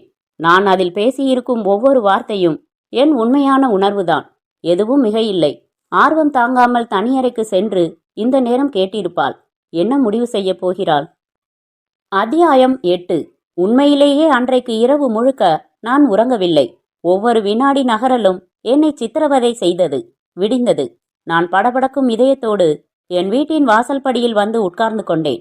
காயத்ரியின் வீட்டு கதவு திறந்து கொலுசு சப்திக்க அவள் தண்ணீர் பக்கெட்டுடனும் கோலப்பொடி டப்பாவுடனும் படி இறங்கினாள். என்னை பார்த்தாள். அவற்றை வைத்துவிட்டு அருகில் வந்தாள். நான் அவளுக்கு கொடுத்த அந்த கேசட்டை நீட்டினாள். என்ன காயத்ரி? பதில் சொல்லாமல் என் மடியில் போட்டுவிட்டு அவள் சென்று தண்ணீர் தெளிக்க துவங்க நான் புரியாமல் கேசட்டை பார்த்தேன். அவள் கோலம் போட்டு முடித்துவிட்டு நான் விழித்துக்கொண்டு நிற்பதை பார்த்துவிட்டு பி சைடு என்றாள். உள்ளே சென்று விட்டாள். அப்புறம்தான் உரைத்தது. நான் அந்த கேசட்டில் பேசியது ஏ சைடில். அவள் பி சைடு என்றாள். அவள் பி சைடில் பேசியிருக்கிறாள். உடனே உள்ளே ஓடினேன். பி சைடை டேப்பில் போட்டு ஓட விட்டேன். நீங்க பேசினதை பல தடவை போட்டு கேட்டேன். கேசட்ல நீங்க பேசினதுல இன்னொரு சௌகரியமும் இருக்கு. நேர்ல சொல்லியிருந்தா ஒரே ஒரு தடவை தான் சொல்லியிருப்பீங்க. கேசட்ல எத்தனை தடவை கேட்க முடியுது? உங்களோட சின்சியரான அன்பை என்னால புரிஞ்சுக்க முடியுது. நான் உங்களோடையும் சரி, அருணோடவும் சரி, நட்பாதான் பழகினேன். இந்த மாதிரி ஒரு நினப்பு எனக்கு ஒரு தடவை கூட ஏற்பட்டதில்ல. ஆனா உங்களுக்கு ஏற்பட்டிருக்கிறதுல தப்பு எதுவும் இருக்கிறதா எனக்கு படல. யோசிச்சு பார்த்தேன். பல தடவை யோசிச்சேன். என் கல்யாணத்துக்கு இப்போ அப்பா முயற்சி ஆரம்பிச்சிருக்காரு. என்னதான் பொருத்தங்கள் பார்த்தாலும் முன்ன பின்ன அறிமுகமே இல்லாத ஒருத்தரை தானே நான் கட்டிக்கணும். அவர் குணம் எப்படி, என் மேல பிரியமா நடந்துக்குவாரா, இதெல்லாம் தெரியாம தானே கழுத்தை நீட்டணும். இதுக்கு எனக்கு தெரிஞ்ச என் மேல பிரியம் வச்சிருக்கிற உங்களை கல்யாணம் செய்துக்கிறதுல என்ன தப்புன்னு தான் எனக்கு பட்டுச்சு. உங்களோட கண்ணியமான அப்ரோச் எனக்கு பிடிச்சிருந்தது. ஆனா இந்த நிமிஷத்துல இருந்து நேசிக்க ஆரம்பிச்சிட்டேன். டிலே பண்ணாம உடனே எங்க அப்பா அம்மா கிட்ட பேசுறீங்களா ப்ளீஸ் என்று மென்மையாக பேசியிருந்தாள் காயத்ரி. எனக்கு கூரை மண்டையில் இடிபட குதிக்க வேண்டும் போல் இருந்தது. அரை மணி நேரம் பைப் திறந்த மாதிரி சடசடவென்று மனம் விட்டு பேசிவிட்டு நிமிர்ந்து காயத்ரியின் அப்பாவையும் அம்மாவையும் பார்த்தேன். அவர்கள் தங்களுக்குள் ஒரு முறை பார்த்து கொண்டார்கள். பிரசாத், நீ கேசட்ல பேசினதை நாங்களும் கேட்டாச்சு என்றார் ராம்தாஸ். எனக்கு அதிர்ச்சியாக இருந்தது. காயத்ரி தான் எங்களை கேட்க சொன்னான். அந்த கேசட்டுக்கு பதிலா அவ பேசினதையும் நாங்க கேட்டதுக்கு அப்புறம்தான் உன்கிட்ட கொடுத்தா. சார், அப்படின்னா நீங்க இந்த கல்யாணத்துக்கு சம்மதம் இல்லைன்னா பதில் கேசட்டை கொடுக்க சொல்லியிருப்போமா? பருத்தி புடவையாவே காய்ச்ச மாதிரி இருக்கு. எனக்கு பக்கத்திலேயே ராஜா மாதிரி ஒரு மாப்பிள்ளைய வச்சுக்கிட்டு அவளுக்கு பொருத்தமான ஒரு நல்ல மாப்பிள்ளை அமையணுமேன்னு நாங்க கவலைப்பட்டுட்டு இருந்தோம். எங்களுக்கு இதுல பூரண சம்மதம்பா. உன்னை மாப்பிள்ளைய அடைய நிச்சயமா அவ கொடுத்து வச்சிருக்கணும். என்னங்க இது என்றார் வத்சலா. மாப்பிள்ளையாக போறாரு, இன்னும் பழையபடி வா போன்னு பேசிக்கிட்டு. அதானே. சாரிங்க பிரசாத், முதல்ல கைய கொடுங்க என்று கை கொடுத்தார் ராம்தாஸ். இப்பதான் சார் நீங்க என்ன அந்நியப்படுத்துற மாதிரி இருக்கு. எனக்கு இந்த சம்பிரதாய மரியாதை எல்லாம் வேணாம். எப்பவும் மாதிரி உரிமையோட நீ வா போனே பேசுங்க. அதான் எனக்கு பிடிச்சிருக்கு. மருமகன் இன்னொரு மகன் மாதிரி தானே. நீங்க தாராளமா உரிமையோட கூப்பிடலாம் என்றேன். ராம்தாஸ் நெகிழ்ந்து போனது அவர் கண்களில் தெரிந்தது. இதுல ஒரே ஒரு சின்ன சிக்கல் இருக்கு சார் என்றேன். என்ன என்று இரண்டு பேரும் கேட்டார்கள். கிராமத்துல எங்க அப்பா சின்ன வயசுலயே அவரோட தங்கச்சி பொண்ணை எனக்கு கட்டி வைக்கணும்னு பேசிட்டு இருந்தாரு. எங்க அத்தைக்கு வாக்கும் கொடுத்துட்டாரு. நான் ஊருக்கு போனா உடனே பரிசம் போட்டு தேதி நிச்சயம் பண்ற நிலைமையெல்லாம் இருக்காங்க. ஆனா என் அத்தை பொண்ணு மேல எனக்கு எந்த ஈடுபாடும் இல்ல. மெட்ராஸ்ல இந்த மாதிரி ஒரு பொண்ணை நேசிக்கிறேன், அவங்க குடும்பத்திலையும் சம்மதிச்சுட்டாங்கன்னு சொன்ன உடனே எங்க அப்பா அருவாளை தூக்கிடுவாரு. ரொம்ப கோபக்காரரு. அடடா, அப்போ அவங்க சம்மதத்தை எப்படி வாங்குறது? அவங்க சம்மதம் வாங்கி கல்யாணம் நடத்துறதுனா அது இந்த ஜென்மத்துல நடக்கிற காரியம் இல்ல. அப்ப என்ன செய்யலான்னு சொல்றீங்க? கல்யாணம்னு ஒண்ணு ஆகிட்டா அதுக்கப்புறம் அவங்க எதுவும் செய்ய முடியாது. கொஞ்ச நாள் கோபமா இருப்பாங்க, அப்புறம் சமாதானம் ஆகிடுவாங்க. எங்க ஊரை சேர்ந்த 2-3 சொந்தக்கார பசங்க மெட்ராஸ்ல இருக்காங்க. அதனால கல்யாணத்தை ஆடம்பரம் இல்லாம சிம்பிளா கோயில்ல வச்சு முடிச்சுட்டு ரெஜிஸ்ட்ரார் ஆபீஸ்ல கல்யாணத்தை பதிவு பண்ணிட்டு அப்புறம் வேணும்னா வரவேற்பை கொஞ்சம் கிராண்டா ஒரு மண்டபத்துல வச்சுக்கலாம்னு நான் நினைக்கிறேன். எங்களுக்கு இருக்கிறது ஒரே பொண்ணு. அவ கல்யாணத்தை விமரிசையா செய்யணும்னு நினைச்சு வச்சிருந்தோம் என்றார் அத்தை. என் நிலைமை அப்படிங்க. புரியுது என்றார் ராம்தாஸ். அதான் வரவேற்பை விமர்சையா பண்ணிக்கலாம்னு சொல்றாரே வச்சலா, நமக்கும் ஏகப்பட்ட வேலை மிச்சம். மறுநாள் நானே எழுதி எனக்கே போஸ்ட் செய்து கொண்ட கடிதத்தை எடுத்துக்கொண்டு ராம்தாஸிடம் சென்றேன். சார், அப்பா தபால் போட்டிருக்காரு, இதை படிச்சு பாருங்க. அவர் சத்தமாக படித்தார். அன்பு மகன் பிரசாத்திற்கு உன் அப்பா அநேக ஆசீர்வாதங்களுடன் எழுதி கொண்டது. சாவித்திரிக்கும் உனக்கும் பரிசத்தை முதலில் நடத்திவிட்டால் திருமணத்தை வேண்டுமானால் உன் சௌகரியம் பார்த்து தள்ளி வைத்து கொள்ளலாம் என்று உன் மாமாவும் அத்தையும் விரும்புகிறார்கள். இதை பற்றி நான் பலமுறை உனக்கு எழுதியும் ஊருக்கு வரும்போது பேசிக்கொள்ளலாம் என்று எழுதிவிட்டாய். வருகிற 17ஆம் தேதி ஞாயிற்றுக்கிழமை நாள் நன்றாக இருக்கிறது. உன்னை ஊருக்கு வர சொன்னால் லீவில்லை அது இதுவென்று எழுதிவிடுவாய். அதனால் நான் உன் அம்மா, மாமா, அத்தை, சாவித்திரி அனைவருமாக ஒரு கார் ஏற்பாடு செய்து கொண்டு அங்கு வரவுள்ளோம். நீ தங்கி இருக்கும் வீட்டிலேயே சம்பிரதாயமாக பரிசம் போட்டுவிட உள்ளோம். எங்கள் முடிவில் நாங்கள் தீர்மானமாக இருக்கிறோம். மறுத்து எழுதாதே. வீட்டிலேயே எங்களுக்காக காத்திருக்கவும். இப்படிக்கு உன் அப்பா என்று படித்து முடித்த ராம்தாஸ் தன் வாட்சில் தேதி பார்த்தார். இன்னைக்கு தேதி 12. என்னப்பா இது என்றார். நான் தான் சொன்னேனே சார் என்றேன். இப்ப என்ன செய்யறது? அவங்க வர்றது ஞாயிற்றுக்கிழமை, நடுவுல 5 நாள் இருக்கு. அதுக்குள்ள வெள்ளிக்கிழமையே எங்க கல்யாணத்தை முடிச்சுட்டா என்ன சார்? கோயில் கல்யாணம் தானே, பெரிய ஏற்பாடு எதுவும் தேவையில்லையே. எனக்கு வேற வழி தெரியல சார். அவங்க இங்க வர்றப்ப எனக்கு கல்யாணம் ஆயிடுச்சுன்னு சொல்லி தம்பதியா காலில் விழுந்து ஆசீர்வாதம் வாங்கிக்கலாம். குதிப்பாங்க. நீங்க எல்லாம் இருக்கீங்க, பக்குவமா எடுத்து சொல்லி சமாதானப்படுத்துவீங்க. ராம்தாஸ் யோசித்தார். தன் மனைவியையும் மகளையும் அழைத்து கலந்து பேசினார். சரிப்பா, வர வெள்ளிக்கிழமை வடபழனி கோயில்ல கல்யாணம் வச்சுக்கலாம். அதுக்கான ஏற்பாட்டை கவனிக்கிறேன். பாம்பேல இருந்து அருண் என்னைக்கு வரான்? ஞாயிற்றுக்கிழமை வர்றதா சொல்லிட்டு போனான். இத்தனை நாள் ஒன்னா பழகிட்டு இவ்வளவு பெரிய விசேஷம் நடக்கிறப்ப அவன் பக்கத்துல இல்லாம போறது கஷ்டமா இருக்குப்பா. உங்களை விட எனக்கு ரொம்ப கஷ்டமா இருக்கு சார். நான் அவனோட போன்ல பேச போறேன். வியாழக்கிழமையே வர சொல்ல போறேன் என்றேன். ஆனால் போன் எதுவும் செய்யவில்லை. அத்தியாயம் 9. வெள்ளிக்கிழமை வடபழனி கோயில். அவர்கள் சைடில் இருந்து குறிப்பிட்ட 7-8 உறவினர்கள், என் சைடில் இருந்து 4-5 அலுவலக நண்பர்கள் வந்திருக்க முகூர்த்த நேரத்தில் நான் காயத்ரி கழுத்தில் தாலி கட்டினேன். ரெஜிஸ்ட்ரார் ஆபீஸ் போய் திருமணத்தை பதிவு செய்தோம். வீட்டிற்கு வந்தோம். பால் பழம் கொடுத்தார்கள். ஆசீர்வாதம் பெற்றோம். மாப்பிள்ள, நம்ம வீட்டிலே தங்கியிருக்கிறதால உங்களை கிட்டத்தட்ட வீட்டு மாப்பிள்ளன்னே சொல்லலாம். எந்த பொண்ணுக்கும் இந்த மாதிரி அடுத்த வீடே அம்மா வீடா அமையாது என்று சிரித்தார் ராம்தாஸ்.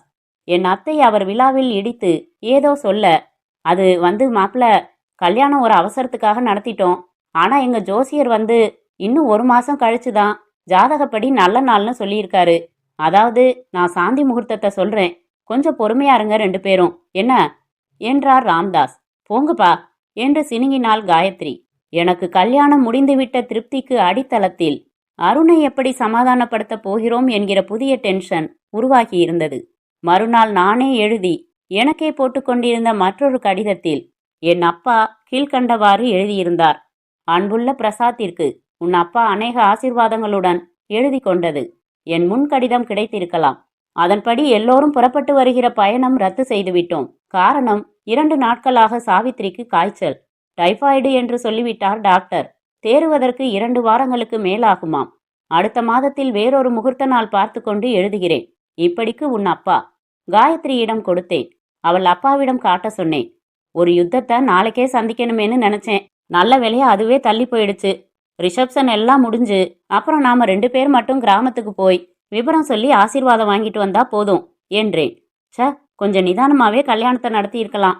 அவளின் 2 கைகளையும் பிடித்து என்னை நோக்கி இழுத்தேன். சரிந்தாள் என் மார்பின் மேல். அவள் இதழ்களில் முத்தமிட்டேன். இந்த முத்தம் தள்ளி போயிருக்கும் என்றேன். விலகினாள். அப்பா சொன்னது ஞாபகம் இருக்குல்ல என்றாள். சாந்தி முகூர்த்தத்துக்கு தானே சொன்னார் காயத்ரி. முத்தத்துக்கு எல்லாம் நல்ல நாள் பார்க்க வேண்டியதில்ல, அது மொத்தத்துக்காக என்று கண்ணடித்தேன். சீ என்று சினுங்கினாள் காயத்ரி. இந்த சினுங்களுக்காக எந்த பிரச்சனையை வேண்டுமானாலும் சந்திக்கலாம், தப்பில்லை. அருண், இந்த விமானம் ஏன் இவ்வளவு மெதுவாக போகிறது என்று எரிச்சலாக இருந்தது எனக்கு. இன்றைக்கு ஞாயிற்றுக்கிழமை. ஒவ்வொரு ஞாயிற்றுக்கிழமை தவறாமல் ராம்தாஸாரும் அவர் மனைவியும் மாங்காடு சென்று வருவார்கள். ஏதோ ஒரு தோஷ பரிகாரத்திற்காக தொடர்ந்து 16 வாரங்கள் சென்று அர்ச்சனை செய்வதாக ஒரு வேண்டுதல். அதற்காக போவார்கள். வீட்டில் காயத்ரி மட்டும் தனியாக இருப்பாள்.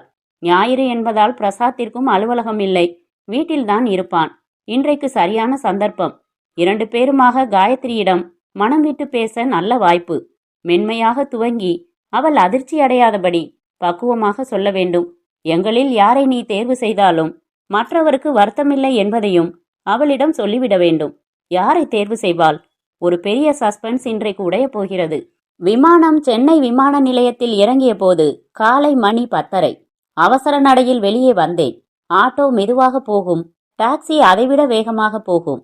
நான் டாக்ஸி அமர்த்தி கொண்டேன். பம்பாயில் நான் வாங்கின 900 ரூபாய் சேலை என் பெட்டிக்குள் இருந்தது. காயத்ரி என்னை தேர்வு செய்தால் அதை நான் கொடுக்கப் போகிறேன். பிரசாத்தை தேர்வு செய்தால் அவனிடம் கொடுக்க சொல்ல வேண்டும். அவனை தேர்வு செய்தால் அதை துணிச்சலுடன் தாங்கிக் கொள்கிற பக்குவ மனதை எனக்கு இறைவன்தான் தர வேண்டும். வீட்டிற்கு வந்து இறங்கினேன். ராம்தாஸ் சாரின் போர்ஷன் பூட்டியிருந்ததை பார்க்க எனக்கு சற்று ஏமாற்றமாக இருந்தது. காயத்ரியையும் அழைத்து கொண்டு சென்று விட்டார்களோ? யமகா இருக்கிறது, பிரசாத் இருக்கிறான். என் வீட்டின் அழைப்பு மணியை அடித்தேன்.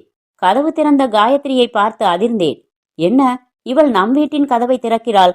அவள் முகம் மலர்ந்தது. அருண், வாங்க வாங்க. என்னங்க, அருண் வந்தாச்சு என்று குரல் கொடுத்தாள். என்னங்க வா. அவள் கழுத்தில் பார்த்தேன். தாலி. ஐயோ, என்ன இது? எனக்கு மயக்கம் வர இருந்தது. உள்ளே இருந்து பிரசாத் வந்தான். வாடா அருண் என்றான். காயத்ரி, முதல்ல ஸ்வீட்டு கொடுக்க வேணாமா? போய் எடுத்துக்கிட்டு வா என்று அவளை உள்ளே அனுப்பிவிட்டு அவசரமாக வந்து என் கைகளை பிடித்து கொண்டான். அருண், ஒரு அவசரமான சூழ்நிலையில முந்தா நாள் எனக்கும் காயத்ரிக்கும் கல்யாணம் ஆயிடுச்சு. விபரமா தனியா சொல்றேன். நாம பேசிக்கிட்டது எதுவும் அவளுக்கு தெரியாது. அதை பத்தி எதுவும் இப்ப பேசுறாத ப்ளீஸ் என்றவன் சட்டென்று என் கால்களில் விழுந்தான். எழுந்தான். எனக்கு எதுவுமே புரியவில்லை. காயத்ரி கையில் ஸ்வீட் பெட்டியோடு வந்து நீட்டினாள். எடுத்துக்கங்க. எடுத்துக்கொண்டேன். எங்க கல்யாணத்தப்போ நீங்க இல்லாதது எனக்கு ரொம்ப குறை. வந்திருக்கலாம்ல என்றாள். அவசரமாக முந்திக் கொண்டான் பிரசாத். அதான் அன்னைக்கே நான் போன்ல அவனோட பேசினப்பவே வேலை முடியல, அதனால வர முடியாதுன்னு சொல்லிட்டதா சொன்னேனே காயத்ரி. அவன் என்ன செய்வான் பாவம் என்றான். என்ன அருண், மலைச்சு போய் நிக்கிறீங்க? கங்க்ராச்சுலேட் பண்ண வேணாமா எங்கள என்றாள் காயத்ரி. கங்க்ராச்சுலேஷன்ஸ் என்றேன் உயிரில்லாமல். வெட்டிங் பிரசன்ட் இல்லையா, கஞ்ச பிசுனாரி என்றாள். நான் சூட்கேஸை டீபாய் மேல் வைத்து திறந்து அவளுக்காக வாங்கிய புடவையை எடுத்து நீட்டினேன். வாங்கி கொண்டாள். சாரிப்பா, அவசரப்பட்டு திட்டிட்டேன். டிசைன் அட்டகாசமா இருக்கு அருண். இது எனக்கு, அவருக்கு? அவனுக்கு உன்னையே பிரசன்ட் பண்ணியிருக்கிறேன் காயத்ரி என்று உள்ளம் பேசியது. ஏன் ரொம்ப டல்லா இருக்கீங்க அருண்? டிராவல் பண்ணின டயர்ட்ல இருக்கான். நீ போய் பிரமாதமான மத்தியான விருந்த கவனி காயத்ரி. நானும் அவனும் கொஞ்சம் வெளியில போயிட்டு வந்துடுறோம் என்றான் பிரசாத். வா அருண் என்று தன் பைக் சாவியை ஆணியில் இருந்து எடுத்துக்கொண்டான். பனகல் பார்க் வந்து நிறுத்தினான். நடுவில் யாரும் எதுவும் பேசவில்லை. இருவரும் உள்ளே வந்து ஒரு சிமெண்ட் பெஞ்சில் அமர்ந்தோம். அருண், உனக்கு அதிர்ச்சியாதான் இருக்கும், எனக்கு புரியுது. ஆனா தயவு செஞ்சு என்னை மன்னிச்சிடு. நீ ஊருக்கு போனதும் யோசிச்சேன். எனக்குள்ள ஒரு தாழ்வு மனப்பான்மை வந்துருச்சு. நிச்சயமா நீ என்னை விட கொஞ்சம் அழகானவன்.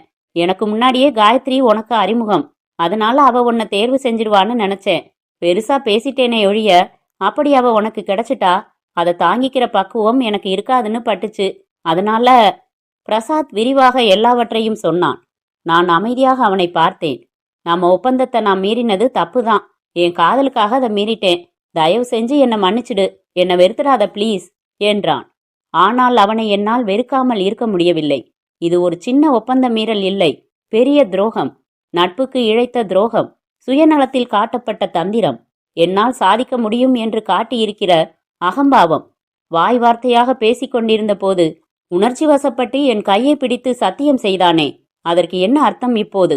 நானும் ரொம்ப நாட்களாக உங்கள் மேல் ஒரு காதல் வைத்திருந்தேன் என்று காயத்ரி இவனிடம் சொல்லியிருந்தாலாவது ஒரு ஆறுதல் இருக்கிறது. 2 பேரையும் நட்பு ரீதியாகத்தான் பார்த்தேன்.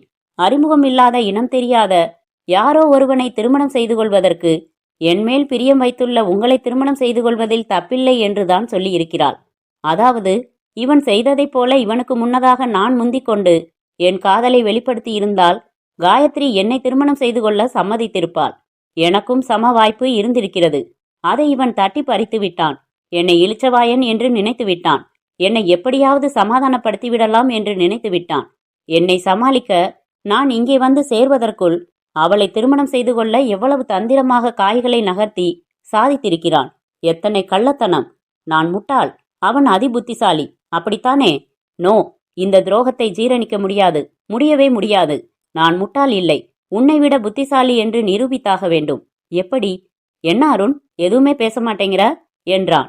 நான் சிவந்த கண்களுடன் அவனை ஏறிட்டேன். பிரசாத். அவன் சிவந்த கண்களுடன் என்னை ஏறிட்டான். என்ன பேசணும்னு நீ எதிர்பார்க்கிற பிரசாத்? என்னை மன்னிச்சுட்டேன்னு சொல்லு. சொல்லிட்டா என்னோட ஏமாற்றம் சரியாயிடுமா? கஷ்டம்தான் அருண், கொஞ்ச நாள் ஆனா சரியாயிடும். நாம 2 பேரும் சேர்ந்து அவகிட்ட நம்ம மனசை சொல்றதா இருந்தோம். அதே மாதிரி சொல்லி அப்போ அவ என்ன தேர்வு செஞ்சிருந்தா நீ உன் மனசை தேத்திக்க மாட்டியா? இப்போ அதே நிலைமை தானே அருண்? அருண் சிரித்தான். ஏன் சிரிக்கிற?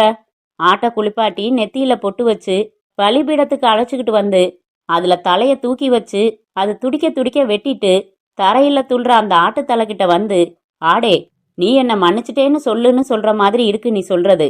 உன் ஃபீலிங்ஸ் எனக்கு புரியுது அருண். மன்னிப்பு கேட்கறத தவிர இந்த நிலைமையில வேற நான் என்ன செய்ய முடியும் சொல்லு? அருண் எழுந்து கொண்டான். கைக்குட்டை எடுத்து தன் கண்களை துடைத்து கொண்டான். கல்யாணம் ஆயிடுச்சு. காயத்ரி உன் மனைவி ஆயிட்டா. சாரி, மனைவி ஆயிட்டாங்க.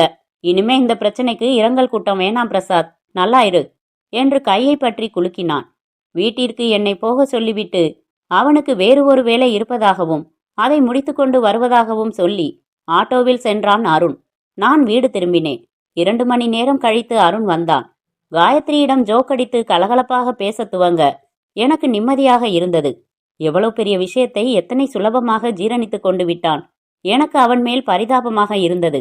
கோவிலுக்கு சென்று திரும்பிய என் மாமனார் மாமியாரிடமும் கலகலப்பாக பேசினான் அருண். பிரசாத் போன் செஞ்சு என்கிட்ட பேசினப்ப ரொம்ப வற்புறுத்தினான். நானும் வெள்ளிக்கிழமை காலையிலையாவது வந்துடணும்னு நினைச்சேன். முடியல, ஆபீஸ் வேலை, அதுல நான் என்ன செய்ய முடியும் என்ற அருண் என்னை பார்த்தான். நான் தலை குனிந்தேன். அருண், நீ பிரசாத்தை இந்த வீட்டுல சேர்த்துக்கிட்டப்ப எனக்கு கொஞ்சம் கவலையா இருந்துச்சுப்பா. எனக்கு உன் குணத்தை தெரியும். இந்த பையனும் நல்ல குணத்தோட இருப்பானான்னு ஒரு சந்தேகம் இருந்துச்சு. கடைசியில என் மாப்பிள்ளையாவே ஆகிட்டாரு. அதனால காயத்ரிக்கு நிஜமா சொல்ல போனா நீதான் மாப்பிள்ளை பார்த்திருக்க என்றார் என் மாமனார். சொன்னாலும் சொல்லாட்டாலும் அப்படித்தான் என்றான் அருண். அப்புறம் ஒரு விஷயம் சார், இன்னைக்கு சாயங்காலம் நான் வீட்டை காலி பண்ணிக்கிறேன். அதாவது நான் மட்டும் என்றான். அட ஏன்பா, இதை பாரு, என் மாப்பிள்ளையும் பொண்ணும் அந்த போர்ஷன்ல குடித்தனம் நடத்தட்டும். இங்க என் வீட்டுல நானும் என் பொண்டாட்டி மட்டும்தான் இருக்கோம். உன்னை என்னைக்காவது வேத்து மனுஷனா நினைச்சிருக்கமா? எங்களுக்கு பிள்ளை இல்லாத குறைய உன்னை பார்த்து தீர்த்துக்கிறோம். நீ எங்க வீட்டிலேயே தங்கிக்கலாம், எங்க வீட்டிலேயே சாப்பிட்டுக்கலாம் என்றார் என் மாமனார். நீங்க என் மேல எவ்வளவு மதிப்பும் அன்பும் வச்சிருக்கீங்கன்னு எனக்கு புரியும் சார். மறுக்கிறதுக்காக மன்னிச்சிடுங்க. காலையில போய் ஒரு ரியல் எஸ்டேட் காரனை பிடிச்சேன். வேளச்சேரி ரோட்ல ஒரு தனி வீடு பார்த்தோம், பிடிச்சிருந்தது. 750 ரூபாய் வாடகை. வீட்டுக்காரர்கிட்ட உடனே 4 மாசம் அட்வான்ஸ் கொடுத்துட்டு சாவி வாங்கிட்டு வந்துட்டேன். எங்க போயிட்டேன்? அடிக்கடி வந்து உங்களை எல்லாம் அறுக்காம விட்டுடுவேனா என்றான் அருண். சொன்னபடி மாலையில் தன் பொருள்களை எல்லாம் பேக் செய்து எடுத்துக்கொண்டு அவன் புறப்பட்டு போன போது எனக்கு மனம் கலங்கியது, கண்களும். அருண், நான் விடை பெற்று கொண்டு புறப்பட்ட போது பிரசாத்தின் கண்கள் கலங்கி இருந்தன. எல்லாம் நாடகம். உள்ளுக்குள் அப்பாடா, பிரச்சனை தீர்ந்தது என்றுதான் உணர்ந்திருப்பான். பிரச்சனை இன்னும் தீரவில்லை என்று அவன் நினைத்திருக்க மாட்டான். அவன் செய்தது மன்னிக்க முடியாத துரோகம். நான் உன்னை விட புத்திசாலி என்று அவனுக்கு நிரூபிக்கும் வரை என் மனம் ஓயப்போவதில்லை. என் மனதில் முழு வடிவம் பெறாத ஒரு திட்டம் உருவாகி கொண்டிருக்க, அடுத்த வாரத்தில் என் அலுவலகத்தில் இருந்தபோது எனக்கு போன் வந்தது. ராம்தாஸ் பேசினார். என்னையா அருண், உனக்கே நல்லா இருக்கா? என்ன சார், அடிக்கடி வருவேன்னு சொல்லிட்டு 4 நாளா ஆளை இந்த பக்கமே காணோம். இங்க கொஞ்சம் வேலையா போயிடுச்சு சார். இப்ப நான் ஒரு சின்ன பிளான் சொல்ல போறேன். நீ மறுப்பு எதுவும் சொல்லாம உடனே சரின்னு சொல்லணும். அதாவது, ரொம்ப நாளா மெட்ராஸ் தாண்டி என்னை எங்கேயுமே அழைச்சிக்கிட்டு போறதில்லைன்னு என்னோட கார் ரொம்ப கோவிச்சுக்குது. அதனால ஒரு 4 நாளைக்கு கேரளா சைடுல ஒரு டூர் ப்ரோக்ராம் போட்டிருக்கேன். நான், என் பொண்டாட்டி, நீ, பிரசாத், காயத்ரி 5 பேருமா போறோம். என்ன சார் இது? எதுக்கு நீங்க நான் எல்லாம் போகணும்? இளம் தம்பதிய ஜாலியா அனுப்பி வைங்க சார் என்றேன். என்னையா நீ விவரம் புரியாத ஆளா இருக்கியே? அவங்களுக்கு இன்னும் சாந்தி முகூர்த்தம் ஆகல. அதுக்கான நல்ல நாள் பார்த்து நடத்தணும். அதனாலதான் குரூப் டூர், புரிஞ்சுதா? இப்பதான் சார் 1 வாரம் பாம்பே போயிட்டு வந்தேன். மறுபடி லீவுன்னா பாத்தியா, எந்த மறுப்பும் சொல்லக்கூடாதுன்னு சொன்னேனில்ல. நீ வர்ற எங்களோட நாளன்னைக்கு புறப்படுறோம். 4 நாள் லீவ் போட்டுடு, இல்லன்னா கட்டடிச்சிட்டு வந்துரு. சரி என்றேன். கொஞ்ச நேரம் கழித்து பிரசாத்தும் போன் செய்து சொன்னான். எனக்குள் திட்டம் வடிவம் பெற துவங்கியது. என் நண்பனுக்கு போன் செய்தேன். கேரளால சாலக்குடி பக்கத்துல உனக்கு ஒரு கெஸ்ட் ஹவுஸ் இருக்குன்னு சொல்லியிருக்கல்ல, நான் அந்த பக்கம் டூர் போறேன். உன் கெஸ்ட் ஹவுஸ் சாவி தரியா? உபயோகப்படுத்திக்கலாமா? தேங்க்ஸ் என்றேன். உன் தந்திரங்கள் முடிவடைந்து விட்டன பிரசாத். இனிமேல்தான் துவங்குகின்றன என் தந்திரங்கள். எங்கள் கேரள சுற்றுப்பயணம் இனிமையாக துவங்கியது. அத்தியாயம் 10. ராம்தாசார்தான் கார் ஓட்டினார். முன்புறம் அவர் அருகில் அவர் மனைவி வத்சலா, கதவோரமாக நான், பின் சீட்டில் புதுமண தம்பதி. பாட்டு பாடினோம். அதிகமாக நான் தான் பாடினேன். புதிர் கதைகள் போட்டோம். கார் ஸ்டீரியோவில் பாட்டு போட்டு கேட்டோம். எங்களை கடந்து சென்ற வாகனங்களுக்கு உற்சாகமாக கத்தி கையாட்டினோம். நொறுக்கு தீனி தின்றோம். திருவனந்தபுரம், பாலக்காடு, கொச்சின் என்று சுற்றினோம். ஃபேமிலி காட்டேஜ் எடுத்து தங்கினோம். சாலக்குடிக்கு பயணம் தொடர்ந்தோம். இங்க பெரிய ஃபால்ஸ் இருக்கு, பார்க்கவே பயங்கரமா இருக்கும். புன்னகை மன்னன் படத்துல கூட கமலும் ரேகாவும் முத்தம் கொடுத்துக்கிட்டதுக்கு அப்புறம் தற்கொலைக்காக குதிப்பாங்களே, அந்த இடம்தான் என்றேன் நான். அவங்க முத்தம் கொடுத்துக்கிட்ட விபரம் எல்லாம் ரொம்ப அவசியமாய்ப்போ என்றார் ராம்தாஸ். சட்டுன்னு ஞாபகம் வர்றதுக்காக சொன்னேன் சார். எல்லோரும் சிரித்தோம். உங்களுக்கு ஆசை இருந்தா முயற்சி பண்ண வேணாம்னு யாராச்சும் தடுத்தாங்களா சார்? கண்ணடித்தேன். வத்சலா மேடம் புடவை தலைப்பால் முகம் மூடி சிரித்தார். பாருங்க, மேடம் கூட சிரிக்கிறாங்க. யோ, சும்மா இருக்க மாட்டே நீ, பொய்யாய் அதட்டினார்.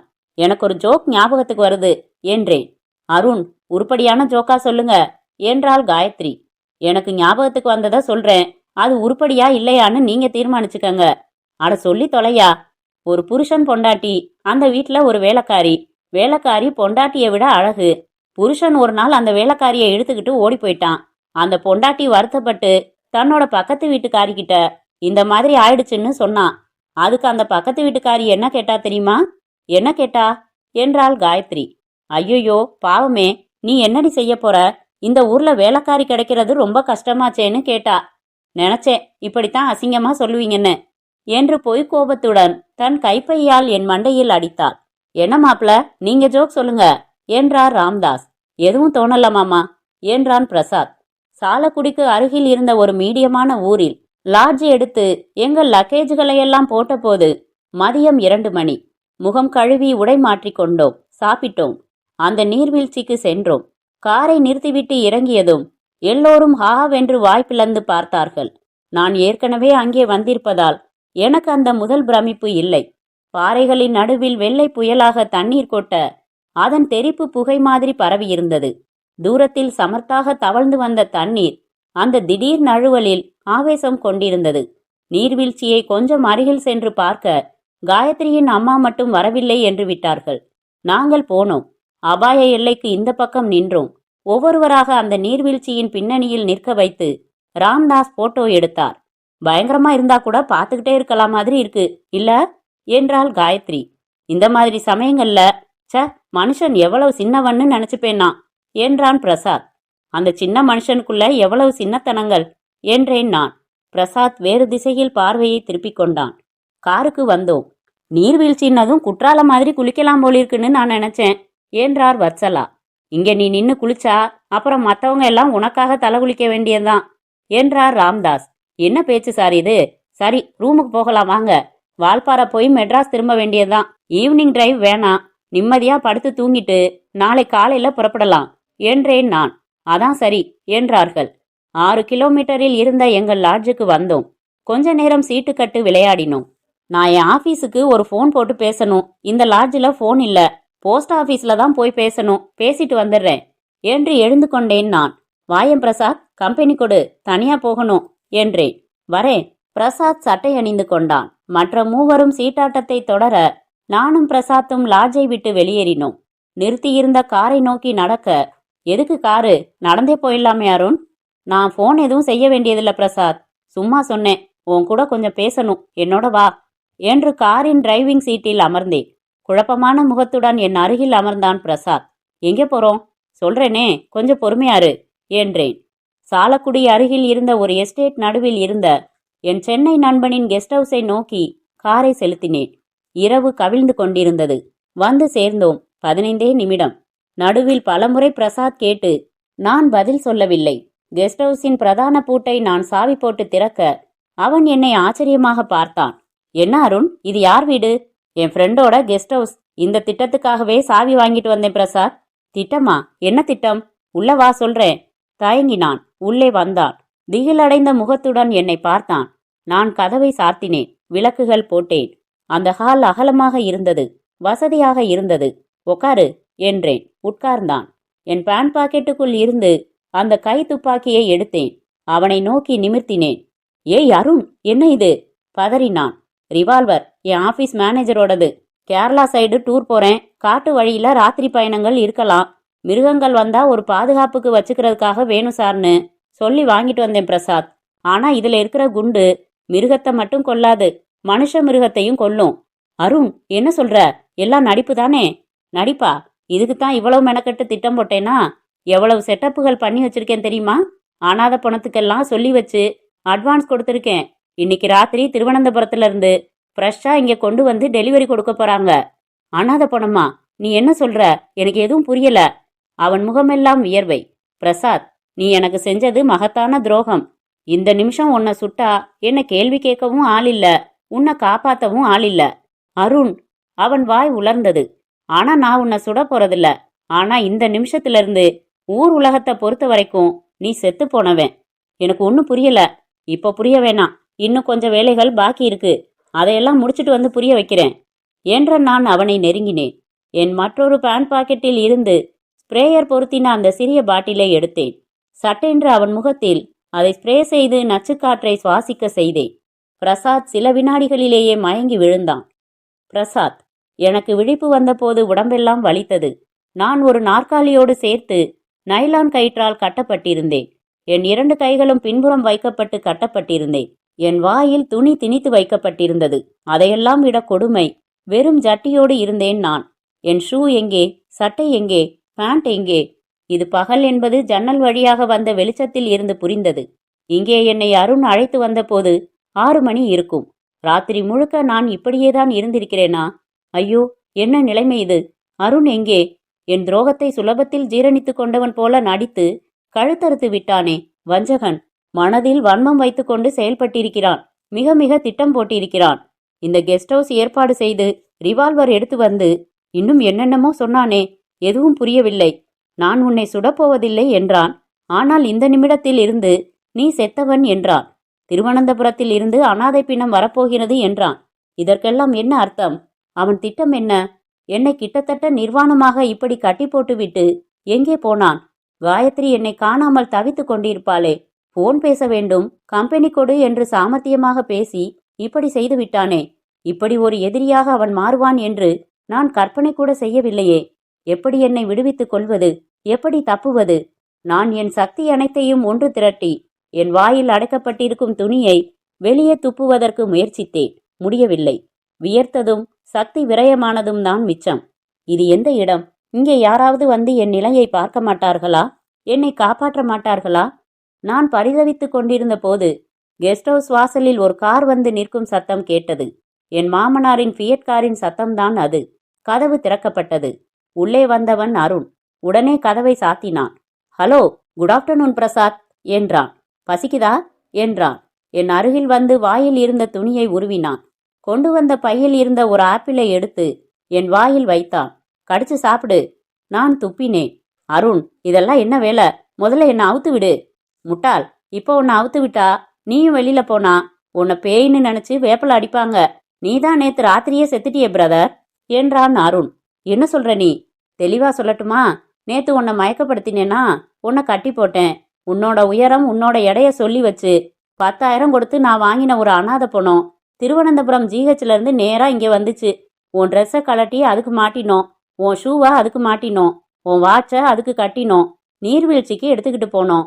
முதல் காரியமா ஒரு பெரிய பாறாங்கல்ல எடுத்து அடையாளம் தெரியாதபடி முகத்தை செதைச்சோம். அப்புறம் நீர்வீழ்ச்சியில தள்ளி விட்டோம். எனக்கு உதவி செஞ்ச 2 பேருக்கும் ஆளுக்கு 5,000 கொடுத்து அனுப்பி வச்சுட்டு கண்ணில் கிளிசரின் போட்டுக்கிட்டு நான் லாட்ஜுக்கு போனேன். எனக்கு இதயம் படக் படக் என்று துடித்தது. பதட்டமா ஒரு கதை சொன்னேன். நானும் பிரசாத்தும் ஃபோன் செய்ய போனோமா, அப்போ பிரசாத் அந்த நீர்வீழ்ச்சிய ஈவினிங் எஃபெக்ட்ல பார்க்கணும்னு ஆசையா இருந்துச்சுன்னு சொன்னான். சரின்னு கார்ல 2 பேரும் அங்க போனோம். மத்தியானம் நாம எல்லாம் நின்று போட்டோ எடுத்துக்கிட்டோமே, அந்த இடம் வரைக்கும் போனோம். இன்னும் கிட்ட போய் பார்க்கணும்னு சொன்னான். நான் வேணான்னு சொன்னேன். உனக்கு பயமா இருந்தா நீ வர வேணான்னு சொல்லி அவன் மட்டும் அதை தாண்டி அபாயமான விளிம்பு வரைக்கும் போனான். வந்துடு பிரசாத்னு நான் சத்தம் போட்டேன். இங்க வந்து நின்னு பாரு, எவ்வளவு ஜாலியா சாரல் அடிக்குதுன்னு திரும்பினான். சட்டுன்னு கால் வழுக்கிடுச்சு. நான் பார்த்துக்கிட்டு இருக்கிறப்பவே அவன் பள்ளத்தாக்குல விழுந்துட்டான். உடனே உங்ககிட்ட வந்து சொன்னா பதறுவீங்கன்னு நானே 4-5 பேரை திரட்டிக்கிட்டு டார்ச் எடுத்துக்கிட்டு போய் தேடினேன். அவன் கிடைக்கலன்னு அங்கங்க ஏத்த இறக்கத்தோட அழுதுகிட்டே சொன்னேன். பிரசாத் பாவி என்றேன். காயத்ரி மயக்கம் போட்டு விழுந்தா. அப்புறம் எல்லாருமா போய் போலீஸுக்கு சொன்னோம். அங்கேயும் அதே கதையை அவுத்து விட்டேன்.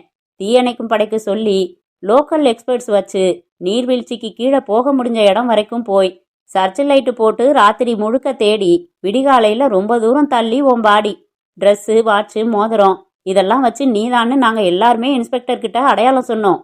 போஸ்ட்மார்ட்டம் முடிஞ்சு கொஞ்சம் முன்னாடி தான் பாடி கொடுத்தாங்க. ஒரு வேன் பிடிச்சி அதில் பாடியை ஏற்றி உன் அருமை பொண்டாட்டி, உன் மாமனார் மாமியாரை ஏற்றி மெட்ராஸுக்கு அனுப்பி வச்சுட்டேன். இன்னும் கொஞ்சம் போலீஸ் ஃபார்மாலிட்டிஸ் இருக்கு. அதை முடிச்சுக்கிட்டு ஃபியட் எடுத்துக்கிட்டு வரேன்னு சொல்லி நான் தங்கிட்டேன். டேய் அருண், நீதானா? ஒவ்வொரு மனுஷனுக்குள்ளேயும் ஒரு வில்லன் இருக்கான். அவனை சீண்டாத வரைக்கும் அவன் சாந்தமா இருப்பான். நீ சீண்டின, அதான் என்னோட வில்லன் திட்டம் போட்டு செயல்பட்டுட்டு இருக்கான் என்றான் அருண். ஏண்டா இப்படியெல்லாம் செஞ்ச? கேட்டியே, இது கேள்வி. உன்னையே கொலை செஞ்சு தண்ணியில தள்ளி விட்டுருக்க முடியும். அப்படி செய்யல. ஏன் தெரியுமா? நீ உயிரோட இருக்கணும். நடக்க போற சுவாரஸ்யமான நிகழ்ச்சியெல்லாம் நீ பார்க்கணும், துடிக்கணும். துரோகம் செஞ்சது தப்பு தப்பு தப்புன்னு புழுங்கியே சாகணும். அதுக்காகத்தான் உன்னை உயிரோட வச்சிருக்கேன். எனக்கு இவ்வளவு பெரிய தண்டனை தரணுமா அருண்? எஸ், இது ஆரம்பம்தான் பிரசாத். என் திட்டத்தோட தொடர்ச்சி மெட்ராஸ்ல இருக்கு. கொஞ்சம் இருட்டினதும் நீயும் நானும் மெட்ராஸ் புறப்படுறோம் என்றான் அருண். உன் மனசுல என்ன நினைச்சிருக்க அருண் என்றேன், கிட்டத்தட்ட அழுது விடுகிற நிலையில். அருண், உன் மனசுல என்ன நினைச்சிருக்க அருண் என்றான் கிட்டத்தட்ட அழுது விடுகிற நிலையில். நான் அவனை நெருங்கினேன். அவனது பின்புற கைக்கட்டை மட்டும் அவிழ்த்தேன்.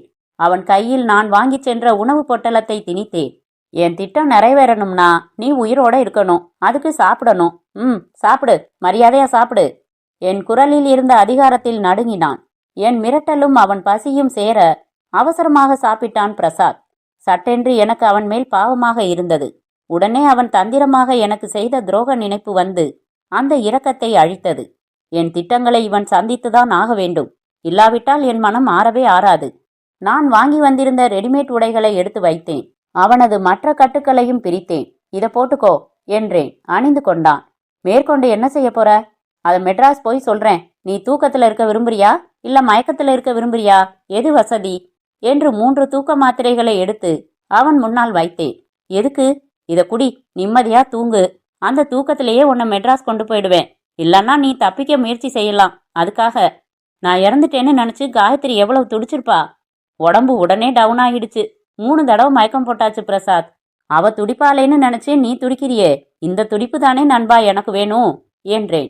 நண்பான்னு சொல்றதுக்கு உனக்கு வெக்கமா இல்ல? ஒரு நண்பன் செய்யற காரியமா செஞ்சிருக்க என்றான். நீ செஞ்சது மட்டும் நண்பன் செய்யற காரியமா?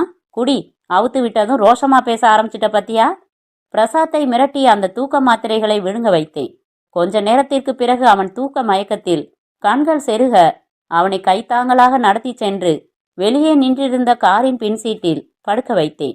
கெஸ்ட் ஹவுஸ் உள்ளே வந்து நிதானமாக எல்லா பொருள்களையும் சேகரித்து கொண்டேன். எல்லாம் பழையபடி சுத்தமாக இருக்கிறதா என்று பார்த்துவிட்டு பூட்டிக்கொண்டு காரை ஓட்டி புறப்பட்டேன். சிகரெட் பிடித்தபடி ஓட்டினேன். நான் செய்வதெல்லாம் நியாயம்தானா? மனசாட்சியின் ஒரு பகுதி கேள்வி கேட்டது. எல்லாம் நியாயம்தான். இன்னொரு பகுதி பதில் சொன்னது. அதிகாலையில் சென்னை வந்து வேளச்சேரி புதிதாக வாடகைக்கு எடுத்த என் வீட்டிற்கு வந்து நிறுத்தினேன். பிரசாத்தை உள்ளே என் அறைக்கு தூக்கி சென்று படுக்க வைத்தேன். ஆழ்ந்த உறக்கத்தில் இருந்தான். கட்டிலின் இருபுறங்களிலும் அவன் கால்களையும் கைகளையும் தனித்தனியாக கட்டினேன். வழியில் வாங்கிய அகலமான பிளாஸ்திரியை அவன் வாயில் ஒட்டினேன். வீட்டை மறுபடி பூட்டிக்கொண்டு காரில் அமர்ந்தேன். காரை கொண்டு சென்று ராம்தாஸ் சாரிடம் ஒப்படைத்துவிட்டு மற்றொரு பொய்யை பொருத்தமாக சொல்ல வேண்டும். பிரசாத். நான் உறக்கத்திலிருந்து விழித்தபோது சுவர்கடிகாரத்தில் மணி 4:30. கட்டிலுக்கு அருகில் நாற்காலி போட்டு அமர்ந்திருந்த அருண் மேஜை மேல் இருந்த கேரியரை பிரித்து கொண்டிருந்தான். உனக்கு தான் சாப்பாடு என்றான். என் கட்டுக்களை அவிழ்த்துவிட்டு கையில் ரிவால்வரை எடுத்துக்கொண்டான். உட்காந்து சாப்பிடு மரியாதையா என்றான். அவனை மிரட்சியுடன் பார்த்தபடி சாப்பிட்டேன். என்ன அதிசயம் பாரு, கண்ணம்மாப்பேட்டை சுடுகாட்டுல காலையில எரிஞ்சு சாம்பலான ஒரு ஆளு இங்க உட்காந்து சாம்பார் சாதம் சாப்பிட்டுக்கிட்டு இருக்கான். உங்க அப்பா அம்மா எல்லாம் வந்திருந்தாங்கப்பா. இப்ப நீ சாப்பிட்றது உன் சாவுக்கு வந்தவங்களுக்கு தயாரிச்ச விருந்துதான். வினோதமா இல்ல என்றான். அருண், பேசாம என்ன நிஜமாவே கொன்னுடு. ஏன் இப்படி பைத்தியக்காரன் மாதிரி நடந்துக்கிற என்றேன். பைத்தியக்காரனா? பைத்தியக்காரனுக்கு யாராவது பொண்ணு கொடுப்பாங்களா? ராம்தாஸ் கொடுக்கறாரே நண்பா. திடுக்கிட்டேன். திரும்பினேன். டேய், என்ன சொல்ற? கெட்ட காரியம் நடந்த வீட்டுல ஒரு நல்ல காரியம் பேசணும்னு சொல்லுவாங்களே, நான் பேசினேன். காயத்ரி, ராம்தாஸ் சார், அவர் பொண்டாட்டி எல்லாரையும் வச்சுக்கிட்டு பேசினேன். சாகசமா நைச்சியமா பேசுறது உனக்கு மட்டும்தான் கை வந்த கலையா? காயத்ரிய இந்த குளத்துல பார்க்க என்னால தாங்க முடியல. கல்யாணமாகி 2 வாரம் கூட ஆகல. சாந்தி முகூர்த்தம் கூட நடக்கல. இந்த பொண்ணுக்கு இப்படி ஒரு கொடுமை நடந்திருக்க கூடாதுன்னு உருக உருக பேசினேன். என் ஃப்ரெண்டுக்கு விதி அப்படி போயிட்டான். உங்களுக்கு ஆட்சேபனை இல்லைன்னா நான் காயத்ரிய கல்யாணம் பண்ணிக்க தயார்னு பேசினேன். டேய், அவ என் பொண்டாட்டிடா. ஆனா இப்போ ஊரை பொறுத்த வரைக்கும் அவ ஒரு விதவை. அவளுக்கு வாழ்க்கை தர முன் வந்த நான் ஒரு தியாகி. பெரியவங்க கூடி கூடி பேசினாங்க, சம்மதிச்சிட்டாங்க. இது அநியாயம். அப்ப இன்னொரு அநியாயத்தையும் கேட்டுக்கோ. அவங்க ஜாதியில ஒரு வழக்கமா, துக்கம் நடந்த வீட்டுல ஏதாச்சும் நல்ல காரியம் நடத்தணும்னா அதை 10ஆம் நாள் கர்மாதிக்குள்ள நடத்தணுமா, இல்லைன்னா 1 வருஷம் கழிச்சுதான் நடத்தணுமா. 10ஆம் நாளுக்குள்ளேயே எங்க கல்யாணத்தை நடத்திடுறதுன்னு தீர்மானிச்சிட்டாரு ராம்தாஸ் சார். தப்பு நம்ம மாமனார் என்றான் அருண். நான் கொந்தளித்தேன். நான் உயிரோட இருக்கிறப்ப அவளை விதவையாக்கினியே, அதுவே பெரிய கொடுமை. இப்ப அவளுக்கு தாலி கட்ட போறேன்னு சொல்றியே. டேய் டேய், வேணாண்டா. அதானே என்னோட திட்டமே. உன் கண் முன்னாலேயே உன் மனைவியை விதவையாக்கி அவளுக்கு வாழ்வு தரதா சொல்லி தாலி கட்டி என் மனைவியாக்கி சாந்தி முகூர்த்தமும் நடத்தி இத்தனையும் சாதிச்சிட்டேன் பாருன்னு சொல்லி அதுக்கப்புறம்தான் உன்னை நிஜமாவே கொலை செய்ய போறேன். அதுக்கு தனி திட்டம் வச்சிருக்கேன். அப்புறம் காலம் பூரா நிரந்தரமா காயத்ரி என் மனைவி. எப்படி? ஸ்டெப்பு ஸ்டெப்பா முன்னேறிக்கிட்டு இருக்கேன்ல. சாப்பிட்டாச்சா? கட்டிலில் படுத்துக்க கண்ணா. உன்னை கட்டி போடணும்னா. அப்புறம் வெளியில போய் 1000 வேலை இருக்கு. ட்ரெஸ் எடுக்கணும், பத்திரிக்கை அடிச்சு எல்லாருக்கும் கொடுக்கணும். 3 நாள்ல எவ்வளவு காரியம் இருக்கு பாரு. ஆமா, இன்னும் 3 நாள்ல எனக்கும் உன் பொண்டாட்டி காயத்ரிக்கும் கல்யாணம் பிரசாத். என்னை மறுபடி கட்டி போட்டான் அவன். நான் கெஞ்சினேன், தயவு செஞ்சு இப்பவே என்னை கொன்னுடு. எனக்கு தெரியாதா எப்போ உன்னை கொலை செய்யணும்னு என்றவன் என் வாயில் பிளாஸ்திரி ஒட்டிவிட்டு நடந்தவன் அங்கிருந்த தினத்தந்தி பேப்பரை எடுத்து வந்தான். சொல்லவே மறந்துட்டேனே, நீ செத்துப்போன செய்திய நீயே படிக்கிறது ஒரு சுவாரஸ்யம் இல்ல? உன் போட்டோவோட வந்திருக்கு பாரு என்று பக்கம் புரட்டி மடக்கி என் முகத்துக்கு எதிரில் பிடித்து காட்டினான். என் புகைப்படத்துடன் செய்தி வந்திருந்தது. தமிழ்நாட்டைச் சேர்ந்த இளம் கணவன் கோர மரணம். கேரளாவிற்கு சுற்றுலா சென்ற சமயத்தில் சாலக்குடி நீர்வீழ்ச்சியில் தவறி விழுந்த வாலிபர் பிரசாத் மரணமடைந்தார். இவர் புதிதாக திருமணமானவர். திருமணமாகி 2 வாரங்களே ஆகியிருந்தது என்பது பரிதாபத்துடன் குறிப்பிடத்தக்கது. அடுத்த 2 தினங்களும் ஒவ்வொரு வேளையும் அருண் வந்து என்னை துப்பாக்கி முனையில் குளிக்க வைத்தான், சாப்பிட வைத்தான், உடைமாற்ற வைத்தான், வார்த்தைகளால் என்னை வதைத்தான். கல்யாண பத்திரிகையை கொண்டு வந்து படித்து காட்டி என் ரத்தம் சூடேற செய்தான். 3ஆம் நாள் காலையில் உறங்கிக் கொண்டிருந்த என்னை எழுப்பினான். அருண் பட்டு வேஷ்டி பட்டு சட்டையை அணிந்து இருந்தான். என்ன பிரசாத் இது, இன்னைக்கு உன் மனைவிக்கு கல்யாணம், நீ இப்படி தூங்கிட்டு இருக்க? 9 to 10 முகூர்த்தம். அந்த நேரத்துல நீ இங்க இருந்துகிட்டே மனசார எங்களை வாழ்த்து, வரட்டுமா? நான் எதுவும் பேச முடியாமல் என் வாயில் பிளாஸ்திரி. ஆனால் என் கண்களில் நீர் வழிந்தது. அருண் என் கன்னத்தை தட்டிவிட்டு புறப்பட்டு வீட்டை பூட்டிக் கொண்டு சென்று விட்டான். சுவர் கடிகாரத்தில் மணி பார்த்தேன். 6:30. ஐயோ, இன்னும் 3 மணி நேரத்தில் இந்த அபத்தமான திருமணம் நடக்கப் போகிறது. சொன்னபடியே இந்த கிராதகன் நடத்தி காட்டிவிடப் போகிறான். இதை தடுக்கவே முடியாதா? நான் என் பலம் அனைத்தையும் திரட்டி கைகளையும் கால்களையும் இழுத்து பார்க்க எனக்கு கடைசி நிமிட அதிர்ஷ்டம் இருந்தது. என் இடது கையின் கட்டு நெகிழ்ந்தது. மேலும் இழுக்க இடது கையின் கட்டு பிரிந்து கொண்டது. முதலில் பிளாஸ்திரியை பீத்து போட்டேன். இடது கையால் வலது கையின் கட்டை பிரித்தேன். பிறகு 2 கைகளாலும் கால்களின் கட்டுக்களை அவசரமாக பிரித்து கொண்டேன். அந்த தனி வீட்டிற்கு பின்புறம் ஒரு வாசல் இருந்தது. அதன் கதவு உள்புறம் தாளிடப்பட்டிருந்தது. திறந்தேன். வெளியே பாய்ந்தேன். எந்த மண்டபம்? சட்டென்று மறந்து போனது. மறுபடி வீட்டுக்குள் ஓடி கல்யாண பத்திரிகையை எடுத்து பார்த்தேன். ஸ்வர்ணப்பிரியா கல்யாண மண்டபம், ராயபுரம். நான் இருப்பது வேளச்சேரி. திருமண மண்டபம் இருப்பது ராயபுரம். நிச்சயம் போய் சேர 1 மணி நேரமாகிவிடும். மணி இப்போது 6:45. எப்படியும் 7:45 8க்குள் போய்விடலாம். நான் ஒரு ஆட்டோவை நிறுத்தி ஏறிக்கொண்டேன். ராயபுரம் போப்பா, எவ்வளவு சீக்கிரம் போக முடியுமோ அவ்வளவு சீக்கிரம் போ. உனக்கு மீட்டருக்கு மேல 20 ரூபாய் தரேன் என்றேன். ராஸ்கல், உன் குட்டு உடையப் போகிறது. மண்டபத்தில் அத்தனை பேரும் என்னை பார்த்து அதிர்ச்சி அடையப் போகிறார்கள். அவன் சூழ்ச்சியை பார்த்து உதைக்கப் போகிறார்கள். போலீசில் ஒப்படைத்தாக வேண்டும் அவனை. ஒவ்வொரு சிக்னலிலும் ஆட்டோ நின்றபோது எனக்கு போக்குவரத்து விதிகளின் மேல் கோபமாக வந்தது. நடுவில் ராஜ்பவன் சாலையில் கவர்னரின் காருக்காக 5 நிமிடங்கள் நிறுத்தப்பட்ட போது நான் நொந்து போனேன். ராயபுரத்தை ஆட்டோ தொட்டபோது மணி 8:15. ஸ்வர்ணப்பிரியா திருமண மண்டபத்தை தேடி சென்று நிறுத்திய போது 8:30. நான் இறங்கினேன். நாதஸ்வர ஒலி கேட்டுக்கொண்டிருந்தது. முகப்பே பிரமாதமாக அலங்காரம் செய்யப்பட்டிருந்தது. நிறைய கார்களும் ஸ்கூட்டர்களும் நின்றன. நான் பரபரப்பாக மண்டபத்திற்கு நுழைந்தேன். மணவரையை பார்த்து அதிர்ந்து போனேன். மணவரையில் அருணும் இல்லை, காயத்ரியும் இல்லை. யாரோ ஒரு மணப்பெண், யாரோ ஒரு மாப்பிள்ளை. சுற்றிலும் பார்க்க என் மாமனார் மாமியார் யாரையும் காணவில்லை. நான் குழம்பி போய் நிற்க என் தோளில் விழுந்த கை பார்த்து திரும்பினேன். புன்னகையுடன் இருந்தான் அருண். மாப்பிள்ளை கோலத்தில் இல்லை, சாதாரண பேண்ட் சட்டையில்தான் இருந்தான். நான் அவனை தொடர்ந்தேன். ஒரு தனி அறைக்கு அழைத்துச் சென்றான். நீ வரணும்னு தான் உன்னோட ஒரு கை கட்ட நானே பிரிச்சு விட்டுருந்தேன் பிரசாத். இங்க நடக்கிறது என் ஃப்ரெண்டோட கல்யாணம். நீ பார்த்தது உனக்காகவே செலவு பண்ணி அச்சடிச்ச ஒரே ஒரு கல்யாண பத்திரிக்கை. உனக்காகவே செலவு பண்ணி என் ஃப்ரெண்டோட ஆப்செட் பிரஸ்ல ஒரே ஒரு தினத்தந்தி பேப்பர் அடிச்சேன், நான் எழுதி கொடுத்த செய்தியோட என்றான் அருண். எனக்கு எதுவுமே புரியவில்லை. அருண், அவனுக்கு எதுவுமே புரியவில்லை. அவன் தோளில் கை வைத்தேன். என்னை மன்னிச்சிடு பிரசாத், நான் நடத்தினது பூரா நாடகம்தான். நான் சொன்னபடியெல்லாம் செஞ்சிருந்தா என்னால காயத்ரியை அடைய முடியும்னு உனக்கு உணர்த்துறதுக்காகத்தான், என் ஈகோவை சமாதானப்படுத்துறதுக்காகத்தான் இவ்வளவும். நீ முந்திக்கிட்டு அவளை அடைஞ்சதுல நான் ரொம்ப பாதிக்கப்பட்டேன். என்னை இவன் முட்டாளாக்கிட்டானேன்னு நொந்து போயிட்டேன். அருண், அவ இல்லைன்னா நான் தற்கொலை பண்ணிக்குவேன், இந்த ஒப்பந்தமெல்லாம் வேணான்னு நீ சொல்லியிருந்தா உன்னோட காதலோட அழுத்தம் எனக்கு புரிஞ்சிருக்கும். என் காதலை விட உன் உயிர் தான் முக்கியம்னு நான் அன்னைக்கே என் மனசை மாத்திக்கிட்டு இருப்பேன். ஆனா என்ன முட்டாளாக்கி கோர்வையா சாமர்த்தியம் பண்ணி அவளை அடைஞ்ச பாரு, அந்த சூழ்ச்சி தான் எனக்கு பிடிக்கல. என்னாலையும் நினைச்சா சூழ்ச்சி பண்ண முடியும்னு உனக்கு உணர்த்த தான் இவ்வளவும் செஞ்சேன் என்றேன். அப்போ காயத்ரி, அவ வீட்ல சுமங்கலியா உனக்காக நீ எப்போ ஊர்ல இருந்து வருவன்னு காத்துட்டு இருக்கா. புரியல. அன்னைக்கு லாட்ஜில இருந்து ஃபோன் செஞ்சுட்டு வர்றதா சொல்லிட்டு உன்னை அழைச்சிக்கிட்டு வந்து கெஸ்ட் ஹவுஸ்ல கட்டி போட்டேனே. அதுக்கப்புறம் நான் திரும்ப லாட்ஜுக்கு போய் என்ன சொன்னேன் தெரியுமா? என்ன சொன்ன? எங்க ஆபீஸுக்கு நான் பேசினப்போ பிரசாத் அவனும் தன் ஆபீஸுக்கு ஃபோன் போட்டு ஒரு விவரம் பேசினான். அப்பதான் நியூஸ் தெரிஞ்சுது. ஊர்ல அவனோட அப்பாவுக்கு ஹார்ட் அட்டாக் ஆகி ஆஸ்பத்திரியில இருக்காராம். ஆபீஸுக்கு ஃபோன் வந்திருக்கு. இவனுக்கு எப்படி தெரியப்படுத்துறதுன்னு புரியாம ஆபீஸ்ல தவிச்சுக்கிட்டு இருந்தப்ப எதேச்சையா இவனே ஃபோன் செஞ்சுட்டான். அவன் உங்க காரை பெட்ரோல் போட கொண்டு போயிருக்கான். பதட்டமா இருக்கான். துணைக்கு நானும் போயிட்டு அவனை ஊர்ல விட்டுட்டு மெட்ராஸ் வந்துடுறேன். நீங்க காலையில பஸ் பிடிச்சு மெட்ராஸ் போயிடுங்க. என்ன பெட்ரோல் பங்குக்கே வர சொல்லிட்டான். இங்க வந்துட்டு பேசிட்டு புறப்பட்டா நேரமாகும் இல்லையா? நாங்க போயிட்டு வரோம் அப்படின்னு சொன்னேன். கெஸ்ட் ஹவுஸ்லயே நானும் தூங்கினேன், இன்னொரு ரூம்ல. மறுநாள் அனாதை பெணம் அது இதுன்னு ரீல் சுத்தி உன்னை நம்ப வச்சேன். மெட்ராஸுக்கு அழைச்சிக்கிட்டு வந்தேன். காரை ஒப்படைக்கிறப்போ அவங்க அப்பாவுக்கு இப்ப கொஞ்சம் தேவலாம். ஆனாலும் ஒரு வாரம் பக்கத்துல இருந்து பார்த்துக்கிட்டு வர்றதா பிரசாத் சொல்ல சொன்னான்னு இன்னொரு பொய்ய சொன்னேன். அவங்க நம்பிட்டாங்க. அவங்கள பொறுத்த வரைக்கும் நீ இப்போ உங்க ஊர்ல இருக்க என்றேன். பிரசாத் பிரமித்து போய் என்னையே பார்த்து கொண்டிருந்தான். உன்னை நிஜமாவே துடிக்க வச்சு பார்க்கணும்னு ஒரு சாடிசம் எனக்கு வந்ததுக்கு சாரி பிரசாத். நினைச்சா என்னாலையும் ஜெயிக்க முடியும்னு உனக்கு காட்டுறது மட்டும்தான் நோக்கம்.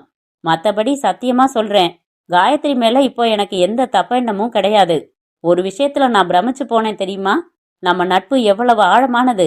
அந்த நட்புக்கே துரோகம் பண்ணினா கூட பரவாயில்லன்னு துணிஞ்ச பாரு. அதுக்கு என்ன காரணம்? நீ காயத்ரி மேல வச்சிருந்த அபரிமிதமான காதல். நண்பனுக்கு துரோகம் செய்யற அளவுக்கு அழுத்தமான காதல். இவ்வளவு தூரம் வெறித்தனமான காதல் எனக்கு அவ மேல இல்ல. அவ மனைவியா அமைஞ்சா சந்தோஷம்னு நினைச்சேனா.